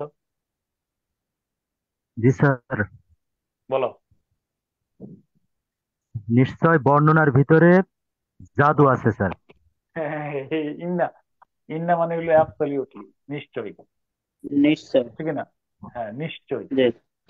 মিনাল মানে, মিনাল বায়ানি মানে বায়ানের মধ্যে আর কি। মিন হলো প্রিপজিশন, বায়ানি মানে হলো স্পিচ, জি স্যার, বর্ণনা স্পিচ। বা লা সেহরান, বক্তব্য। লা মানে অবশ্যই আর কি, এটা লাম আলিফ যাও না। লা সেহরান মানে হলো অ্যাবসলিউটলি। সেহরান, আমরা সেহরি খাই না, জাদু। সাহারি, আমরা সেহরি না। সেহরান মানে হলো জাদু। আমরা কিন্তু সেহরি খাই না, সাহারি খাই। এই সেহরি না জি সাহারি, আমরা ভোরবেলা খাই সাহারি। আর সাহরি। সেহর মানে কি বলো? জাদু স্যার, জাদু। জাদু। জাদু, জাদু। বুঝছো কিনা? নিশ্চয়ই মানুষের কথায় জাদু আছে।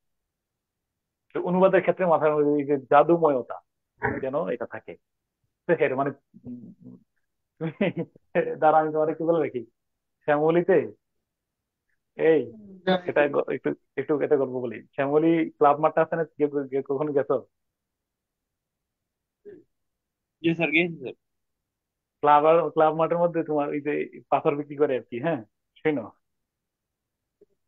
পাথর বিক্রি করে প্রথম দিন আছে না, আমি গেছি, যাইয়া দেখতেছি, দেখা এরপরে 100 টাকা দিয়ে পাথর কিনা নিয়ে আসছি।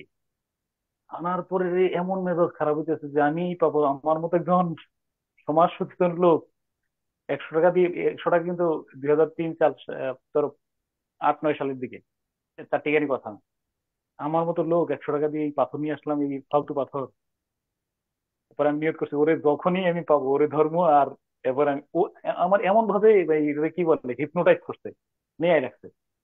পরে দেখি যে আবার ওই ক্লাব মাঠ, এখন তো ক্লাব মাঠটা ওই ইয়াতে ওই সময় কোনো ইয়া ছিল না, ব্যারিকেড ছিল না। পরে আমি আরেকদিন এখন না, এবার দেখছি যে আবার ইন্না মানে নিশ্চয়ই, অ্যাবসলিউটলি। শোনো, পরে আমি এখন আরেকদিন দেখছি যে এই মাঠের মধ্যে চলে, এই আসর জমাইছে ওরা।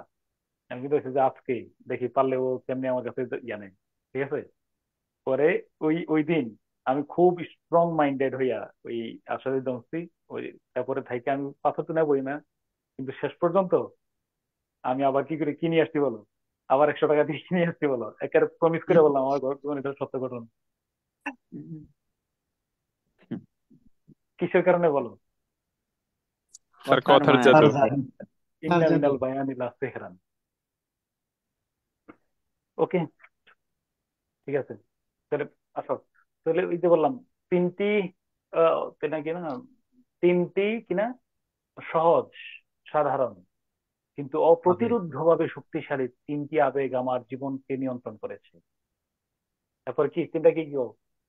সেগুলো হলো ভালোবাসার আকাঙ্ক্ষা, ভালোবাসার আকাঙ্ক্ষা, জ্ঞানের জ্ঞান। ভালোবাসার অনুসন্ধান এবং আকাঙ্ক্ষা, মানবজাতির দুর্ভোগের জন্য অসহনীয় করুণা।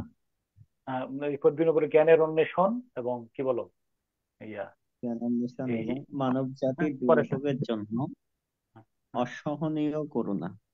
হ্যাঁ, অসহনীয় করুণা দুর্ভোগ। আচ্ছা আচ্ছা, আমি আবার বলতেছি, আমি জানি তুমি অনুবাদ গুলো নিজেও করতে পারতা, কিন্তু দেখবা যে এখন একটা আর্ট তোমার ভিতরে কাজ করবে ইনশাল্লাহ, আমার বিশ্বাস। ওকে, আসো। পরে পরে বাক্যটা লিখে গেলো, যেহেতু এটা রুহামা দিয়ে মিলছে। This passion. স্যার এটাকে এক্সাম্পল 9 দিব? হ্যাঁ, 9, অবশ্যই 9 হবে। পরের লাইনটাও লিখো।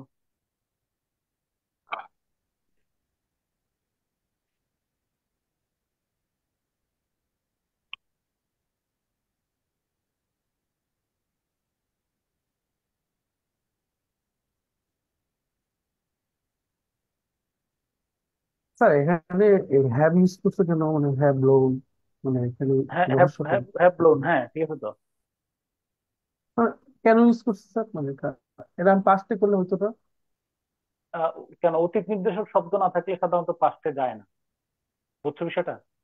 স্যার এটা স্যার অতিরিক্ত কিছু নাই, এই জন্য স্যার এটা ইয়া করা এই হয়েছে। জন্য অতীত নির্দেশক শব্দ না থাকলে সাধারণত পারফেক্ট টেন্স বেটার, অসাধারণ। পারফেক্ট টেন্সের ব্যবহারই সবচেয়ে বেশি হয়। পারফেক্ট টেন্সের আমলটা হলো মানে অতীত থেকে আছে, প্রভাব এখনো বিদ্যমান, প্রভাব শেষ হয় নাই, এটাই পারফেক্ট টেন্স। পারফেক্টের কাজ হলো মানে প্রভাব এখনো কি আছে বলো, কাজটা হয়ে গেছে কিন্তু প্রভাব রয়ে গেছে, এটা পারফেক্ট টেন্স। জি স্যার, বুঝতে পারছি sir, thank you sir. These passions like great winds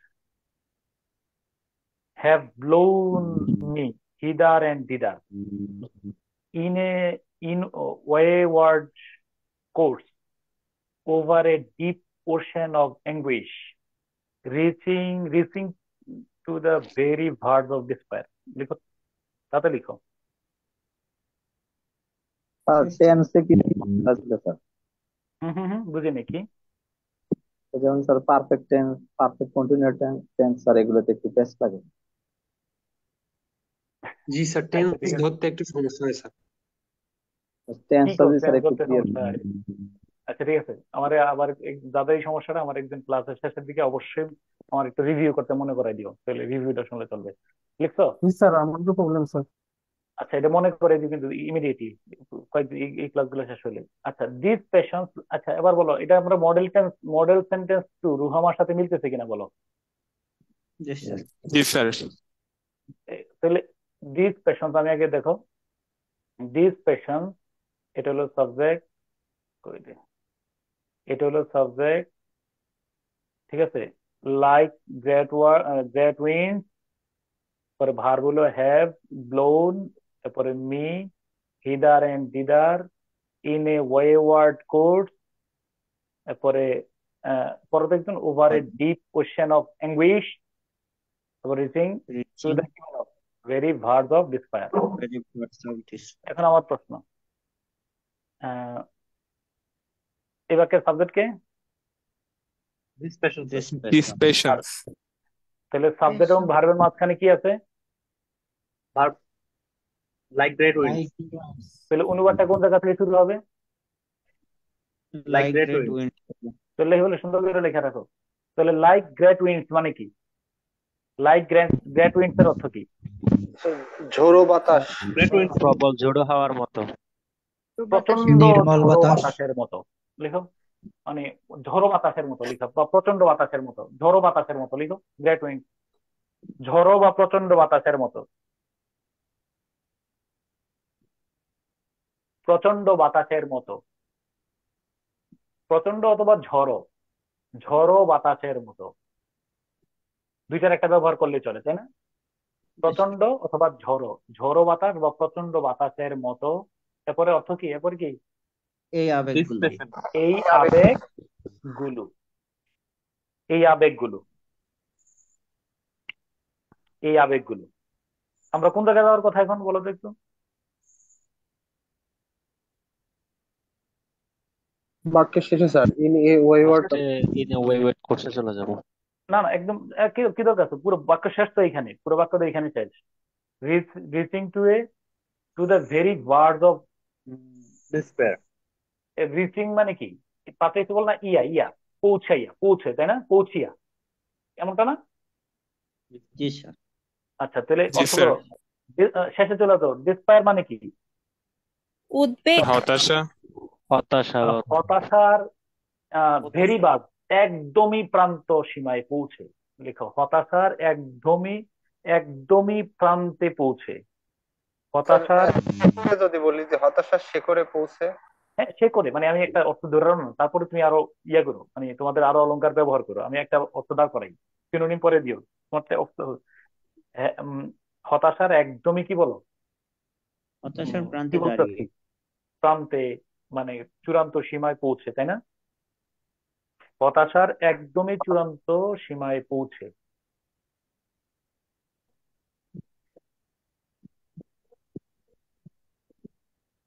sir আপনি এরপরে এর আগে পৌঁছিয়া কি বলুন। হতাশার একদমই প্রান্ত সীমায় পৌঁছে।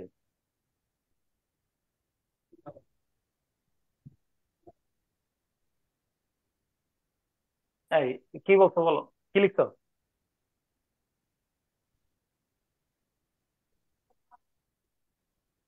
কি লিখছো? স্যার, এই ঝড়ো বাতাসের প্রচন্ড মতো ঝড়ো বাতাসের মতো এই এই আবেগগুলো হতাশার একদমই প্রান্তে পৌঁছে। প্রান্তে পৌঁছে। এরপরে over a deep ocean of anguish, অর্থটা কি? ওভার এ ডিপ বলবা নাকি অ্যাঙ্গুইশ থেকে? অ্যাঙ্গুইশ তার আগে। অ্যাঙ্গুইশ। তাহলে তাহলে যন্ত্রণার, অ্যাঙ্গুইশ শব্দের অর্থ কি বলতে পারি আমি? দুঃখ বা দুঃখ, কষ্ট, তাই তীব্র না? ব্যথা বা যন্ত্রণা, বেদনা, হতাশা, হতাশা তো একবার ব্যবহার করছি। তাহলে যন্ত্রণা, দুঃখ, কষ্ট, তাহলে যন্ত্রণার সমুদ্রের কি দিয়ে বলো? গভীর সমুদ্র না, গভীর সমুদ্র, গভীর সমুদ্রে ডুবে। উপর দিয়ে, যন্ত্রণার গভীর সমুদ্রের উপর দিয়ে লিখো। মহাসমুদ্র বলা যায় না স্যার? হ্যাঁ, মহাসমুদ্র। যন্ত্রণার মহাসমুদ্র, ডিপ ওশেন, গভীর সমুদ্র, মহাসমুদ্র, যেটা বলো, যন্ত্রণার গভীর সমুদ্রের উপর দিয়ে।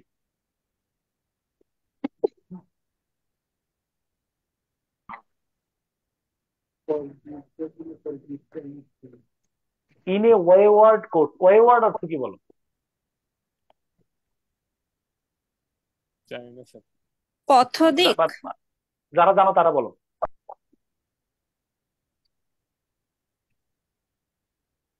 ওয়েওয়ার্ড শব্দের অর্থ কি? এনিওয়ান?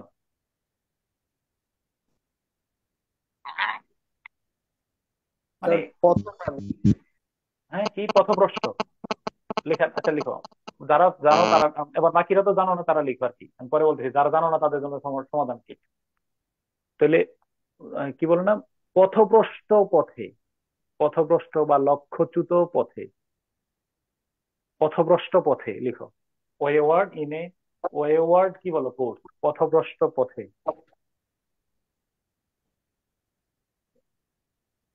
হিদার এন্ড দিদার অর্থ কি?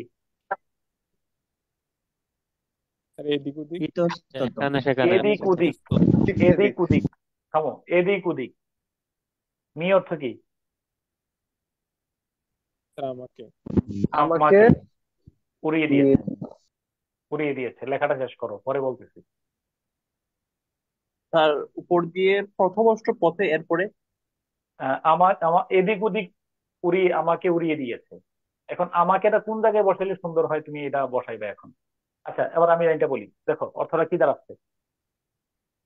হম প্রচন্ড বাতাসের মতো এই আবেগগুলো, ঝড়ো বাতাসের মতো এই আবেগগুলো, তারপরে কি শেষে হলো আহ, হতাশার প্রান্ত হতাশার সীমায় একদমই পৌঁছে, প্রান্ত সীমায় পৌঁছে পৌঁছে তারপরে যন্ত্রণা, এঙ্গুই শব্দ কিনা লিখতো, যন্ত্রণার যন্ত্রণার মহাসমুদ্রের গভীর উপর সমুদ্র দিয়ে যন্ত্রণার মহাসমুদ্র হয়ে বা মহাসমুদ্রের উপর দিয়ে, হয়ে লিখো বা উপর দিয়ে লিখো, কোনো সমস্যা নেই, উপর দিয়ে, আমাকে মহাসমুদ্র ডিঙ্গিয়ে পথভ্রষ্ট হয়, করে দিয়েছে। পথভ্রষ্ট পথে। তারপরে আমাকে যদি এখানে দিয়ে দাও, আমাকে এদিক ওদিক করে দিয়েছে। ওকে, আমাকে এফুর এফুর, এফুর উফুর করে দিয়েছে। এদিক ওদিক না লিখে লিখতে পারো এফুর উফুর। আমাকে মানে বুঝো না আমারে, মানে কাটা ছাড়া আমাকে করে ফেলছে, এলোমেলো করে দিয়েছে হবে নাকি? এলোমেলো করে দিয়েছে, এফুর উফুর করে দিয়েছে। এফুর উফুর একটা শব্দ আছে না? জি স্যার। এবার আমারে বলো, আমার আমার মতো গরিব লোক যারা আছো, যারা আমরা ইনে, ইনে ওয়ার্ড কোর্স অর্থটা জানতে পারছি না, ওয়ার্ড জানা নেই, তারা বলো এবার। আমরা ওয়ার্ডটা বাদ দিয়ে পড়ি। এই আবেগগুলো, সরি, প্রচন্ড বাতাসের মতো এই আবেগগুলো হতাশার, হ্যাঁ, প্রান্ত সীমায় পৌঁছে যন্ত্রণার গভীর সমুদ্রের উপর দিয়ে আমাকে দিক বিদিক করে ফেলেছে, আমাকে এফুর উফুর করে ফেলেছে। আমি যদি ওয়ার্ড শব্দটার অর্থ বাদ দেই, তাহলে কি আমি ধ্বংস হয়ে গেলাম? না না স্যার। স্যার এখানে স্যার হিদারেন হিদার কি হবে স্যার, অর্থটা কি? হিদারেন এদিক হিদার ওদিক, হিদার, এদিক ওদিক হিদার মানে হলো এদিক, এরপরে ফোর হিদার মানে হলো ওইদিক। আমাকে এদিক ওদিক করে ফেলেছে আর কি, বুঝো না, মানে আমাকে এদিক ওদিক এরপরে উড়েছে ফোর। মানে। হ্যাঁ, আমি তাহলে আমি এই লেখা রাখো ওয়ার্ড, যদি মানে এটা হলো এটা কি আমি আনএভয়েডেবল বলবো না অ্যাভয়েডেবল বলবো? অ্যাভয়েডেবল। অ্যাভয়েডেবল। যদি অ্যাভয়েড। এটাতে এটার কারণে আমার পুরো অনুবাদ থমকে দাঁড়াবে না। এই ওয়ার্ডের মধ্যে গোলদাগ দিয়ে লেখা রাখো, এই বাক্যের কারণে আমার পুরো অনুবাদ থামবে না। নোট করো। এই ক্লিয়ার? স্যার একজন, একজন একটু পড়ে শোনো, পড়ে শোনো। কোনটা করবো স্যার? এই পুরো অনুবাদটা পড়ো, নোট থ্রি, সরি তৃতীয় কথা দেওয়ার আগে। স্যার প্রচন্ড ঝোড়ো বাতাসের মতো এই আবেগগুলো হতাশার একদমই প্রান্তে পৌঁছে যন্ত্রণার গভীর সমুদ্রের উপর দিয়ে পথভ্রষ্ট পথে আমাকে এফুর উফুর করে ফেলেছে। একেবারে সাহিত্যের আবেগময় ভাষা তো, দেখবে যে এটার মধ্যে গতি আছে, নো প্রবলেম। আমি জানি যে তুমি আরেকটু যদি মাথা খাটাও আরো সুন্দর, আরো সাবলীল করতে পারবা, ডোন্ট ওয়ারি। ওকে, তারপরে কত নম্বর? তৃতীয় কথা নাকি আমরা তৃতীয় কথা দেবো? জি স্যার, তৃতীয় কথা স্যার। ওকে, হুম, তৃতীয় কথা। তৃতীয় কথা হলো নোট, মানে আমরা নোট থ্রি এর তৃতীয় কথা, মডেল থ্রি এর তৃতীয় মডেল কথা না? মডেল দাঁড়াও একটু সেন্টেন্স আমার, কি? আমার একটু আরেকটা অনুবাদ লেখার জায়গায় খালি রেখে দিও, দাঁড়াও কাইন্ডলি একটু আমার একটু 30 সেকেন্ড সময় দাও। এখানে সেম ডেইলি স্টার একটা সম্পাদক দিয়ে দাও, এই লাইনটা স্ক্রিনশট দিয়ে উদাহরণ নম্বর এখানে লেখা রাখবে। দাঁড়াও একটু আমি দিতেছি। উম, দাঁড়াও,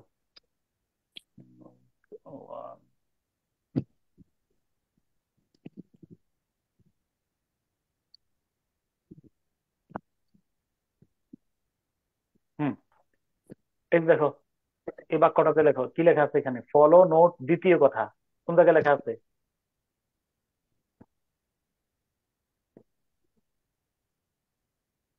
এই বাক্যটা একটু পড়ো, পড়ে শোনো তাড়াতাড়ি। Their house built mostly on 4 to 6 decimals of land are being turned into miniature agriculture farms called পুষ্টিবাড়ি। ওকে, তাহলে দেখো অনুবাদটা কোন জায়গাতে শুরু হবে? ওই যে আমার ইয়া থেকে, এই ভার্বের আগে থেকে। স্ক্রিনশট নেবো তাহলে স্যার, ভার্বের আগে কি আছে? স্ক্রিনশট ভার্বের নেবো। আগে কি আছে? হ্যাঁ, স্ক্রিনশট নাও, এটা এটা আমি আবার দাগ দিয়ে দিতেছি। Their house built mostly on 4 to 6 decimals of land are being turn.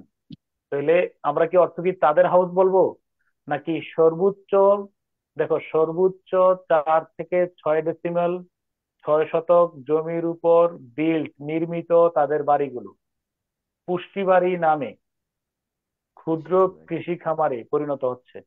আমার কথা বুঝছো কিনা? স্ক্রিনশট দিয়ে রাখো, পরে অর্থ লিখো। স্ক্রিনশট দিয়ে রাখো, পরে অর্থ কোনটার, একদম বাক্যটা পড়ে শোনো, কোনটা কোনটার সাথে মিলতেছে। কত নম্বর উদাহরণ হবে এটা? 10 নাম্বার। 10, উদাহরণ 10। ওকে, নোট 3, সরি নোট 3 না তৃতীয় কথা?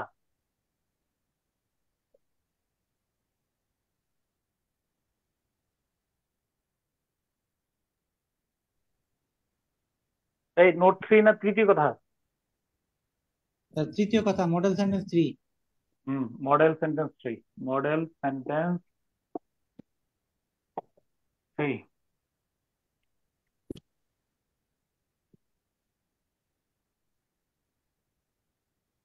রুশাদ, রুশাদ হলো নতুন, আমাদের নতুন জন। এ কতদিন হয়েছে স্যার এমন? স্টুডেন্ট, হ্যাঁ কতদিন হয়েছে স্যার ওর?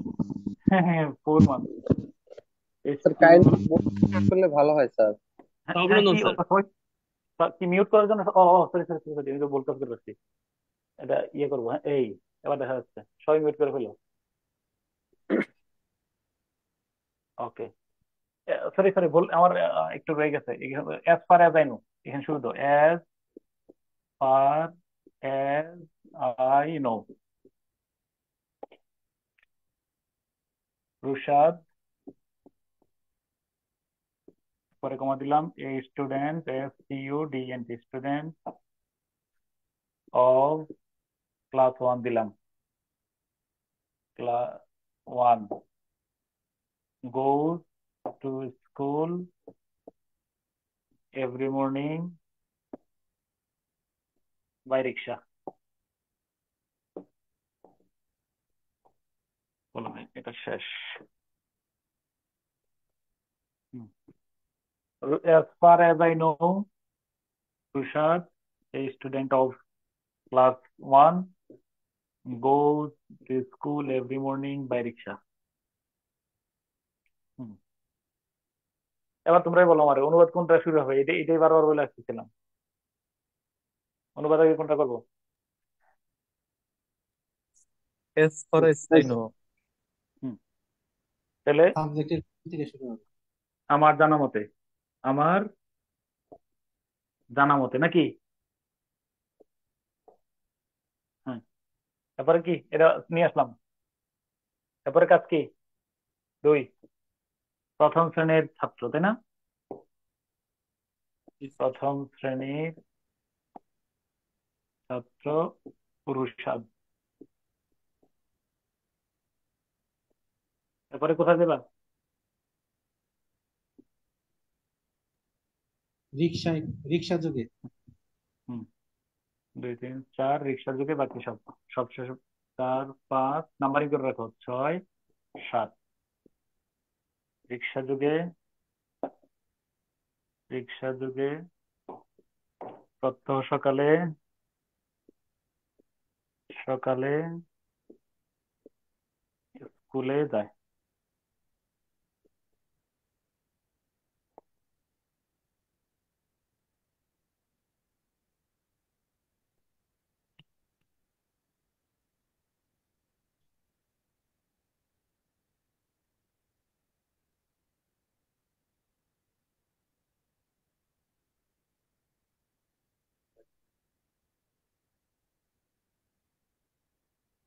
দেখছো?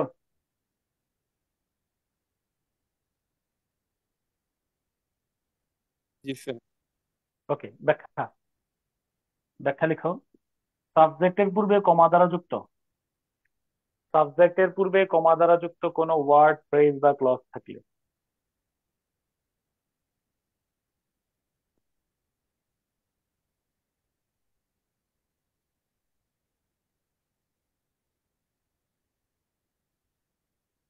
সাবজেক্টের পূর্বে কমা দ্বারা যুক্ত কোনো ওয়ার্ড, ফ্রেজ বা ক্লজ থাকলে সেটিকে প্রথমেই অনুবাদ করে ফেললে, সেটিকে কি বলো? প্রথমেই অনুবাদ করে ফেললে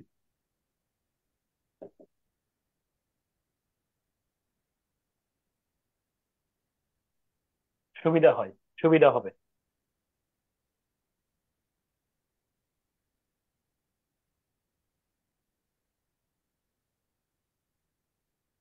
এই ধরনের ওয়ার্ড, ফ্রেজ বলবেন কোথায় স্যার, থাকতে পারে বলো? কি বলছে বলবেন একদম স্যার পড়ে একটু শোনো, আবার কি কি লিখছে একদম পড়ে পড়ে শোনো। সাবজেক্টের পূর্বে কমা দ্বারা যুক্ত কোনো ওয়ার্ড, ফ্রেজ বা ক্লজ থাকলে সেটিকে প্রথমেই অনুবাদ করে ফেললে সুবিধা হবে। সুবিধা হবে। এই ধরনের ওয়ার্ড বা ফ্রেজ, এই ধরনের, লাল কলম দিয়ে লিখো, এই ধরনের এই ওয়ার্ড বা ফ্রেজ, ওয়ার্ড বা ফ্রেজ, PHRASE, ফ্রেজ বাক্যের মাঝে অথবা শেষেও থাকতে পারে। এই ধরনের ওয়ার্ড, ফ্রেজ কোথায় থাকতে পারে বলো? বাক্যের মাঝে অথবা শেষে। মাঝে অথবা শেষে, অর্থাৎ আমি বলতে চাচ্ছি যদি থাকে as Rushad, student of class 1, goes to school every morning by rickshaw, comma, as far as I know, শেষে থাকলে as far as I know এর আগে কি শেষে থাকবে না শুরুতে আসবে? শুরুতে আসবে, একজন পড়ে শুরুতে শোনো, চলে আসবে। পড়ে শোনো আগে।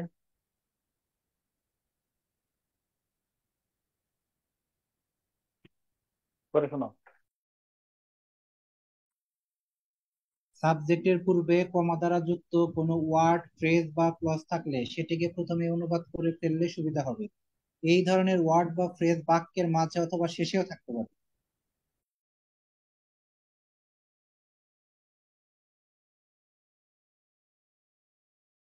হ্যাঁ বলো, কি বলছিল একজন, আর তাহলে হয়েছে লিখছো? আবার লিখো 45 নং BCS, 45 নং BCS এর 3 নম্বর বাক্যটা লিখো। I have thought sir. হ্যাঁ, এটা কত নম্বর উদাহরণ হবে আমাদের? I have thought. 11 স্যার। হ্যাঁ হ্যাঁ, 11 নম্বর 11 উদাহরণ লিখো। I have thought 12। লাভ। হ্যাঁ,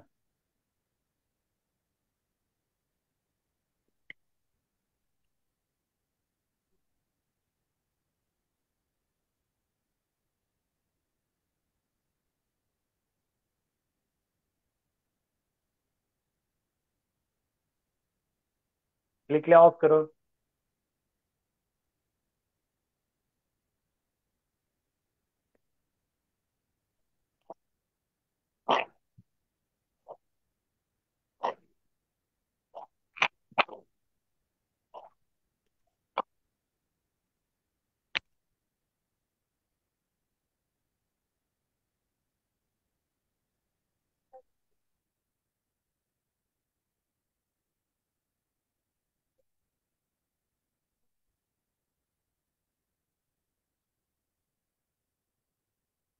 বলবো, লেখা শেষ নাকি? জি স্যার। তাহলে আমরা সুন্দর করে বাক্যটাকে পড়ি। I have thought love first because it brings ecstasy. Ecstasy so great that I would often have sacrificed all the rest of life for a few hours of this joy. আমার প্রশ্ন, আগে বলো, এই ক্ষেত্রে আমরা আগে কোন শব্দটা নিয়ে আসবো বলছিলাম নিয়ম অনুযায়ী? হ্যাঁ, এটা কোথায় আসবে? ফার্স্ট। এই তো বুঝে গেছো, এইটাই হলো বিষয়। তাহলে সুন্দর করে লিখো, তাহলে প্রথমে আমি কি চেয়েছিলাম বলো? প্রথমে আমি কি চেয়েছিলাম? ভালোবাসা। ভালোবাসা চেয়েছিলাম। ওকে, চেয়েছিলাম বলবো না, চেয়েছি। প্রথমে আমি কি চেয়েছি বলো? ভালোবাসা চেয়েছি। তুমি কি এখানে কোনো কমা ফমা দিবে নাকি সরাসরি দাড়ি দিতে চাও? দাড়ি, দাড়ি। হ্যাঁ, কারণ ইট ব্রিংস এক্সটেসি। এক্সটেসি মানে কি? আনন্দ, কারণ চরম আনন্দ স্যার। কারণ কারণ এটি লিখো না। উৎফুল্ল, এ- হ্যাঁ, উৎফুল্লতা, পরমানন্দ। এক্সটেসি মানে আনন্দের, জয় মানে আনন্দ, এক্সটেসি মানে হলো পরমানন্দ। কারণ জি স্যার। এটি, ইট মানে কি? এটি বা ইহা। তুমি লিখো, দাঁড়াও দাঁড়াও, আমি দেখাই দিচ্ছি। লিখো, কারণ এটি পরমানন্দ নিয়ে আসে। আচ্ছা, এবার তুমি লাইনটা একটু পর্যন্ত লেখো, কি লিখছো বলো তো?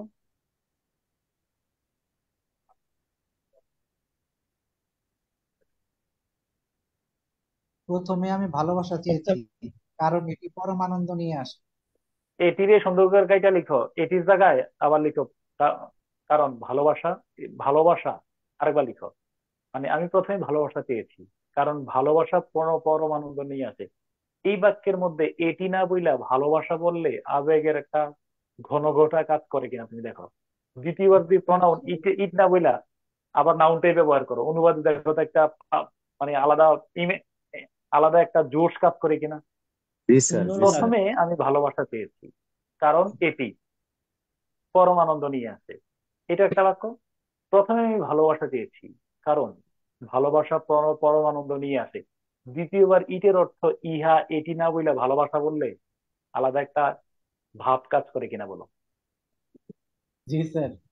আমি বুঝতে পারছি কিনা? এটি লিখো, এটা লিখো পরে ভালোবাসা, মানে আমি বুঝাইতেছি যে এটা তোমার যে স্বাধীনতাটা কোথায়। দাঁড়ি, দাঁড়ি দিছ। হ্যাঁ স্যার। জি স্যার। পরে কি? Ecstasy so great. এক্সটেসি কি বলো? সো গ্রেট অর্থ কি? পরমানন্দ মহৎ। আচ্ছা, এইখানে পরমানন্দ তুমি অতি মহৎ। লিখো আর আর, সরে আরো আর, আর আর লিখে গোল দাগ দিয়ে লেখো, এটা আমার সহায়ক শব্দ। আর কি? Ecstasy so great. আর পরমানন্দ এতটাই কি বলো? মহান। পরমানন্দ এতটাই মহান যে, পরমানন্দ এতটাই মহান যে আই উড ওপেন, আমি, I would often have sacrifice. এটার অর্থ কি আমাদের লেখা যাবে? না না স্যার, এটা আইয়েরটা শেষে লেখা লিখতে যাবে আমরা, হবে। কিন্তু ভার্বেরটা লেখা যাবে না। হ্যাঁ, তাদের অর্থ লেখা যাবে, আমি লিখতে পারবো কিন্তু ভার্ব অর্থ লিখতে পারবো না। এখন আমাদের কোন জায়গায় যাওয়ার কথা? শেষে। সেন্টেন্সটা শেষ। শেষে চলে আসবো। তো শেষে কি আছে? Of this joy, of this joy. হ্যাঁ, অর্থ কি? এই আনন্দ, এই আনন্দের। লিখো, এই আনন্দের।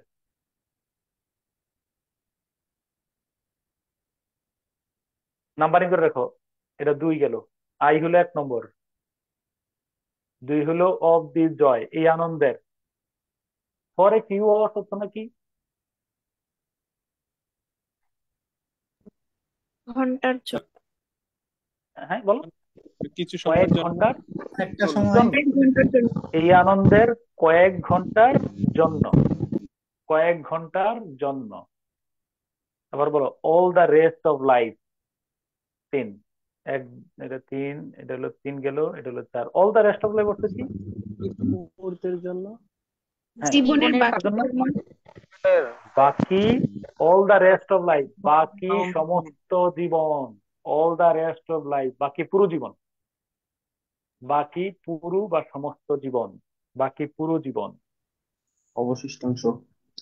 বাকি অবশিষ্ট জীবন, বা তার জীবনের অল দ্য রেস্ট অবশিষ্ট অফ লাইফ মানে হলো সময়। পুরো, বাকি বাকি পুরো জীবনটা আর কি। বাকি সমস্ত জীবন, বাকি পুরো জীবন। Would have, would, open open open রয়ে গেছে। ওপেন অর্থ কি? ট্রাই। প্রায়। এবার সবশেষে ভার্বের অর্থ রয়ে গেছে, উড হ্যাভ স্যাক্রিফাইস। বলো, ওড অ্যাডজেক্টিভ হচ্ছে কি?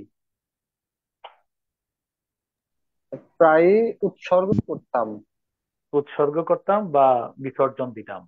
প্রায় উৎসর্গ করতাম বা বিসর্জন দিতাম। Exercise.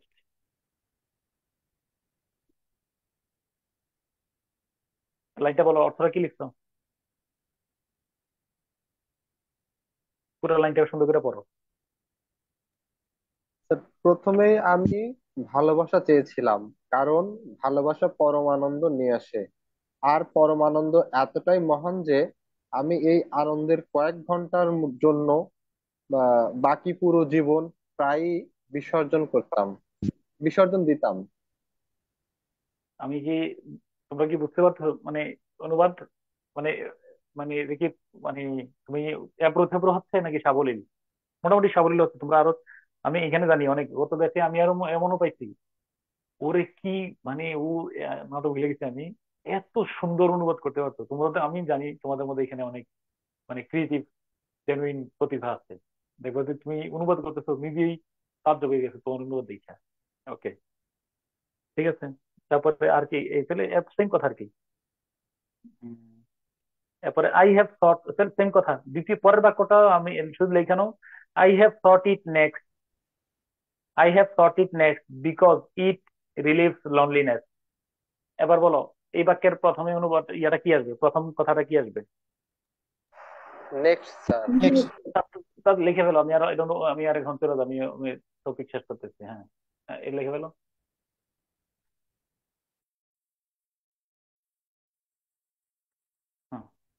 I have thought it next.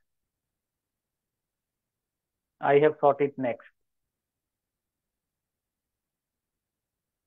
তার এই লাইনটা কি প্রেজেন্টের সাথে কানেকশন হবে না আলাদা? না না না, পরের, এটা পরের লাইন কিন্তু আমি ওই লনলিনেস এর পরে এটা দিচ্ছি, এই নিয়মের সাথে আমি মিলাতে পারতেছি না। এটা হলো নোট ফোরে যাবে।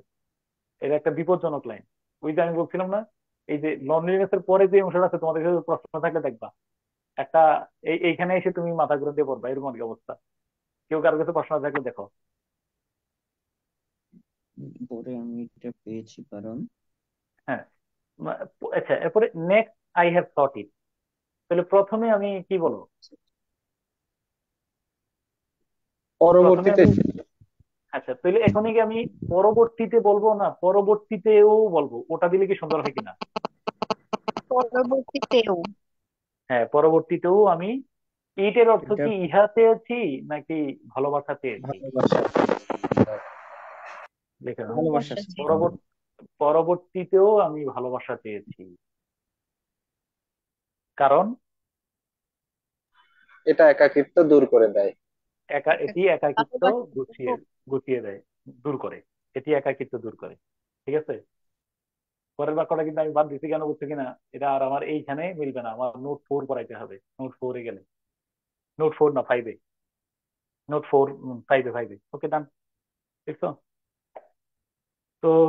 উম দাঁড়াও একটু, আমি আরো একটু দেখো, আরো উদাহরণ লিখো। কত নম্বর আমার এই রুশাদের বাক্যের সাথে রুশাদ দিয়ে আমি মিলাইতে পারতেছি। আর দাঁড়াও, নোট ফোর, দাঁড়াও দেখি কোনটা কোনটা মিলে। নোট, স্যার, হম হম হম, এই প্রথম এই কথা।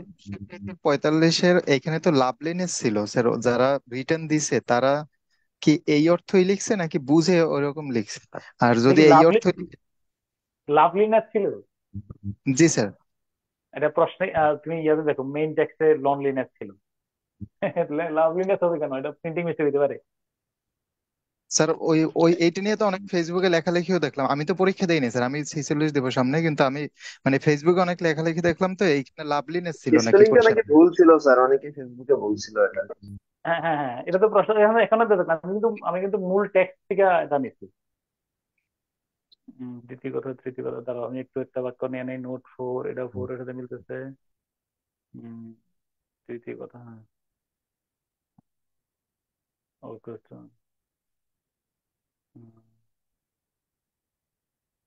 ঠিক আছে। আরো অনেকগুলো উদাহরণ আমরা পাবো, সমস্যা নেই। ওকে, নোট ফোর। ঠিক আছে, তাহলে আমার আগামী বৃহস্পতিবারের ক্লাসটা কাইন্ডলি কেউ মিস করো না। বৃহস্পতিবারে আমরা কোনটা শেষ করবো বলো? আমি একটা লাইন শুধু তোমার, একটু আমার একটা নোট লাইন শুধু। ফোর। নোট ফোর থেকে শুরু, note four five. Four five হলো সমবনী বক্তব্য আর কি। একটু আমার একটা মিনিট সময় দাও, দাঁড়াও একটু স্যার আমি। মঙ্গলবারে লতিফ স্যার ক্লাস কেন, স্যার তো বলছে নাকি? না, আপনি বৃহস্পতিবারের কথা বললেন তাই। আজকে কি বার? আজকেই তো মঙ্গলবার। আজকে তো মঙ্গলবার মঙ্গলবার, তো আজকেই। চেষ্টা করে কিনা। আজ মঙ্গলবার। ওকে, আমার একটা মিনিট সময় দাও, আমি একটু ইয়াটা বের করি। আমি একটা বাক্য না দিলে শান্তি পেতেছি না। দাঁড়াও একটু, সামারি প্র্যাকটিস, একটা একটা মিনিট সময় দাও, খুঁজে বের করি একটু। হুম হুম, স্যার পাইছি। গতকাল হোয়াটসঅ্যাপে আপনাকে টেক্সট করেছিলাম স্যার, কাইন্ডলি দেখেন স্যার। এখানে তুমি, আমি এই তোমার এটা লিখতে লিখতে তুমি আমার একটু নক করে নক করলে তুমি মোবাইল ফোন ওইখানে দেখবো না। লাস্টের নাম্বার কত? হ্যাঁ, এই লাইনটা লিখো, after 5 months of suffering and 7। Destruction under unrelenting attack. শুধু একটু পর্যন্ত লিখো, after 5 months of suffering and destruction under unrelenting attack এটা কি বাইরে আসে। এক্সাম্পল লিখবো? হ্যাঁ হ্যাঁ হ্যাঁ, একটু রিসিভ সাম গুড নিউজ, একটু পর্যন্ত শব্দ লিখো, স্ক্রিনশট দিয়ে রাখো, আমি অর্থটা বলি পরে। স্ক্রিনশট দিছো? জি sir. After 5 months of suffering, দেখো, after 5 months of suffering and destruction under unrelenting attack, না, আফটার 5 months, দেখো, of suffering and destruction under unrelenting attack, এটা দেখো প্রিপোজিশন দিয়ে ফ্রেজ শুরু হয়, জিরান দিয়ে পার্টিসিপল দিয়ে ফ্রেজ শুরু হয়, আমরা ফ্রেজ গুলো ইয়ে করছি। দা সিরিয়ান পিপল সাবজেক্ট, তারপরে হ্যাভ রিসিভ, এটা হলো ভার্ব, এট লাস্ট মাঝখানে আছে সাম গুড নিউজ। আমার একটু বলো, আমরা এই বাক্যটা কোন জায়গাতে শুরু করবো? রুসাবা দিয়ে শুরু করবো, তাই না? Model sentence one, model model sentence one, কেন ওয়ান দিয়ে তো মিলতেছে, ও না, টু, রুহামা দিয়ে শুরু করবো, তাই না? তাই না, 2 নম্বর মডেল সেন্টেন্স টু না? স্যার এখানে কোনটা আমি প্রয়োগ করবো স্যার, মডেল সেন্টেন্স ওয়ান নাকি টু, এটা কিভাবে তুমি করবো তাহলে আরে সহজে স্যার? সাবজেক্টের পূর্বে, কেন সাবজেক্টের পূর্বে কমা দ্বারা যুক্ত ফ্রেজ থাকলে মানে এটা কোনটাতে যাবে? নোট টু তে না, মডেল সেন্টেন্স টু না? স্যার আরে বুঝছো কিনা? ওকে, তাহলে লিখে রাখো, বাই রাশিয়ান এয়ারক্রাফট, রুশ বিমান বাহিনীর বিরামহীন আক্রমণে, আন্ডার আনরিলেন্টিং অ্যাটাক। 3, দুর্ভোগ, ধ্বংস ও দুর্ভোগের। স্যার 4, আরেকবার যদি প্রথম থেকে বলতেন, কথা কেটে গিয়েছে। আরেকবার লাস্ট শুনে দেখো, আফটার 5 months অফ সাফারিং, এটা আমি আগে ইয়াও করছি, কি বলে, ফ্রেজ ভাগ করছি। After 5 months of suffering and destruction একটা অংশ, আন্ডার আনরিলেন্টিং অ্যাটাক একটা অংশ, বাইরে রাশিয়ান এয়ারক্রাফট একটা অংশ, দ্য সিরিয়ান পিপল এটা subject, have received some good news. তাহলে সাবজেক্টের পূর্বে কমা দ্বারা যুক্ত অংশটাকে আমরা কি করব বলো? স্যার আগে অনুবাদ করেন। অনুবাদ করব। মডেল সেন্টেন্স টু তে তাই বলা আছে কিনা বলো, রুহামা দিয়ে যে উদাহরণটা দিছি। জি স্যার। ওকে, তো যদি তাই থাকে তাহলে ওইটার অনুবাদ আমরা কোন জায়গা থেকে করবো, কোন দিকে যাবো? শেষ থেকে শুরু দিকে। শুরুর দিকে। তাহলে বাইরে রাশিয়ান এয়ারক্রাফট, রুশ বিমান বাহিনীর, মিলছে? জি স্যার। বিরামহীন আক্রমণে, আন্ডার আনরিলেন্টিং অ্যাটাক, রুশ বিমান বাহিনীর বিরামহীন আক্রমণে, ধ্বংস ও দুর্ভোগের 5 মাস পর। আমার কথা বুঝছো কিনা সেটা বলো। জি স্যার। সাবজেক্ট অর্থ এবার রুহামা, তাহলে the Syrian people, Syrian people. ভার্বের অর্থ লিখবো নাকি আরো বাকি যেগুলো আছে সেগুলো অর্থ লিখবো শেষ থেকে? কিছু সুসংবাদ অবশেষে পেয়েছে।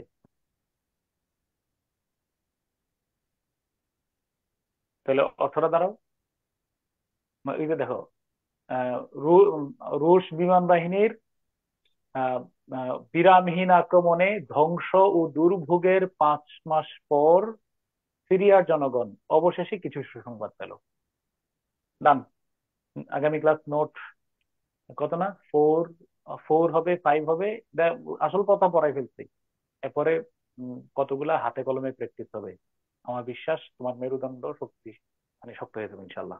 ডান, আল্লাহ হাফেজ। আগামী ক্লাসের জন্য অপেক্ষা করি। হ্যাঁ স্যার টেন্স না, আগামী ক্লাসে শেষের দিকে বললো, এখন আর না। ঠিক আছে, ওকে, আল্লাহ হাফেজ। হ্যাঁ? আসসালামু আলাইকুম স্যার। ওকে স্যার, সালাম আলাইকুম। আল্লাহ হাফেজ।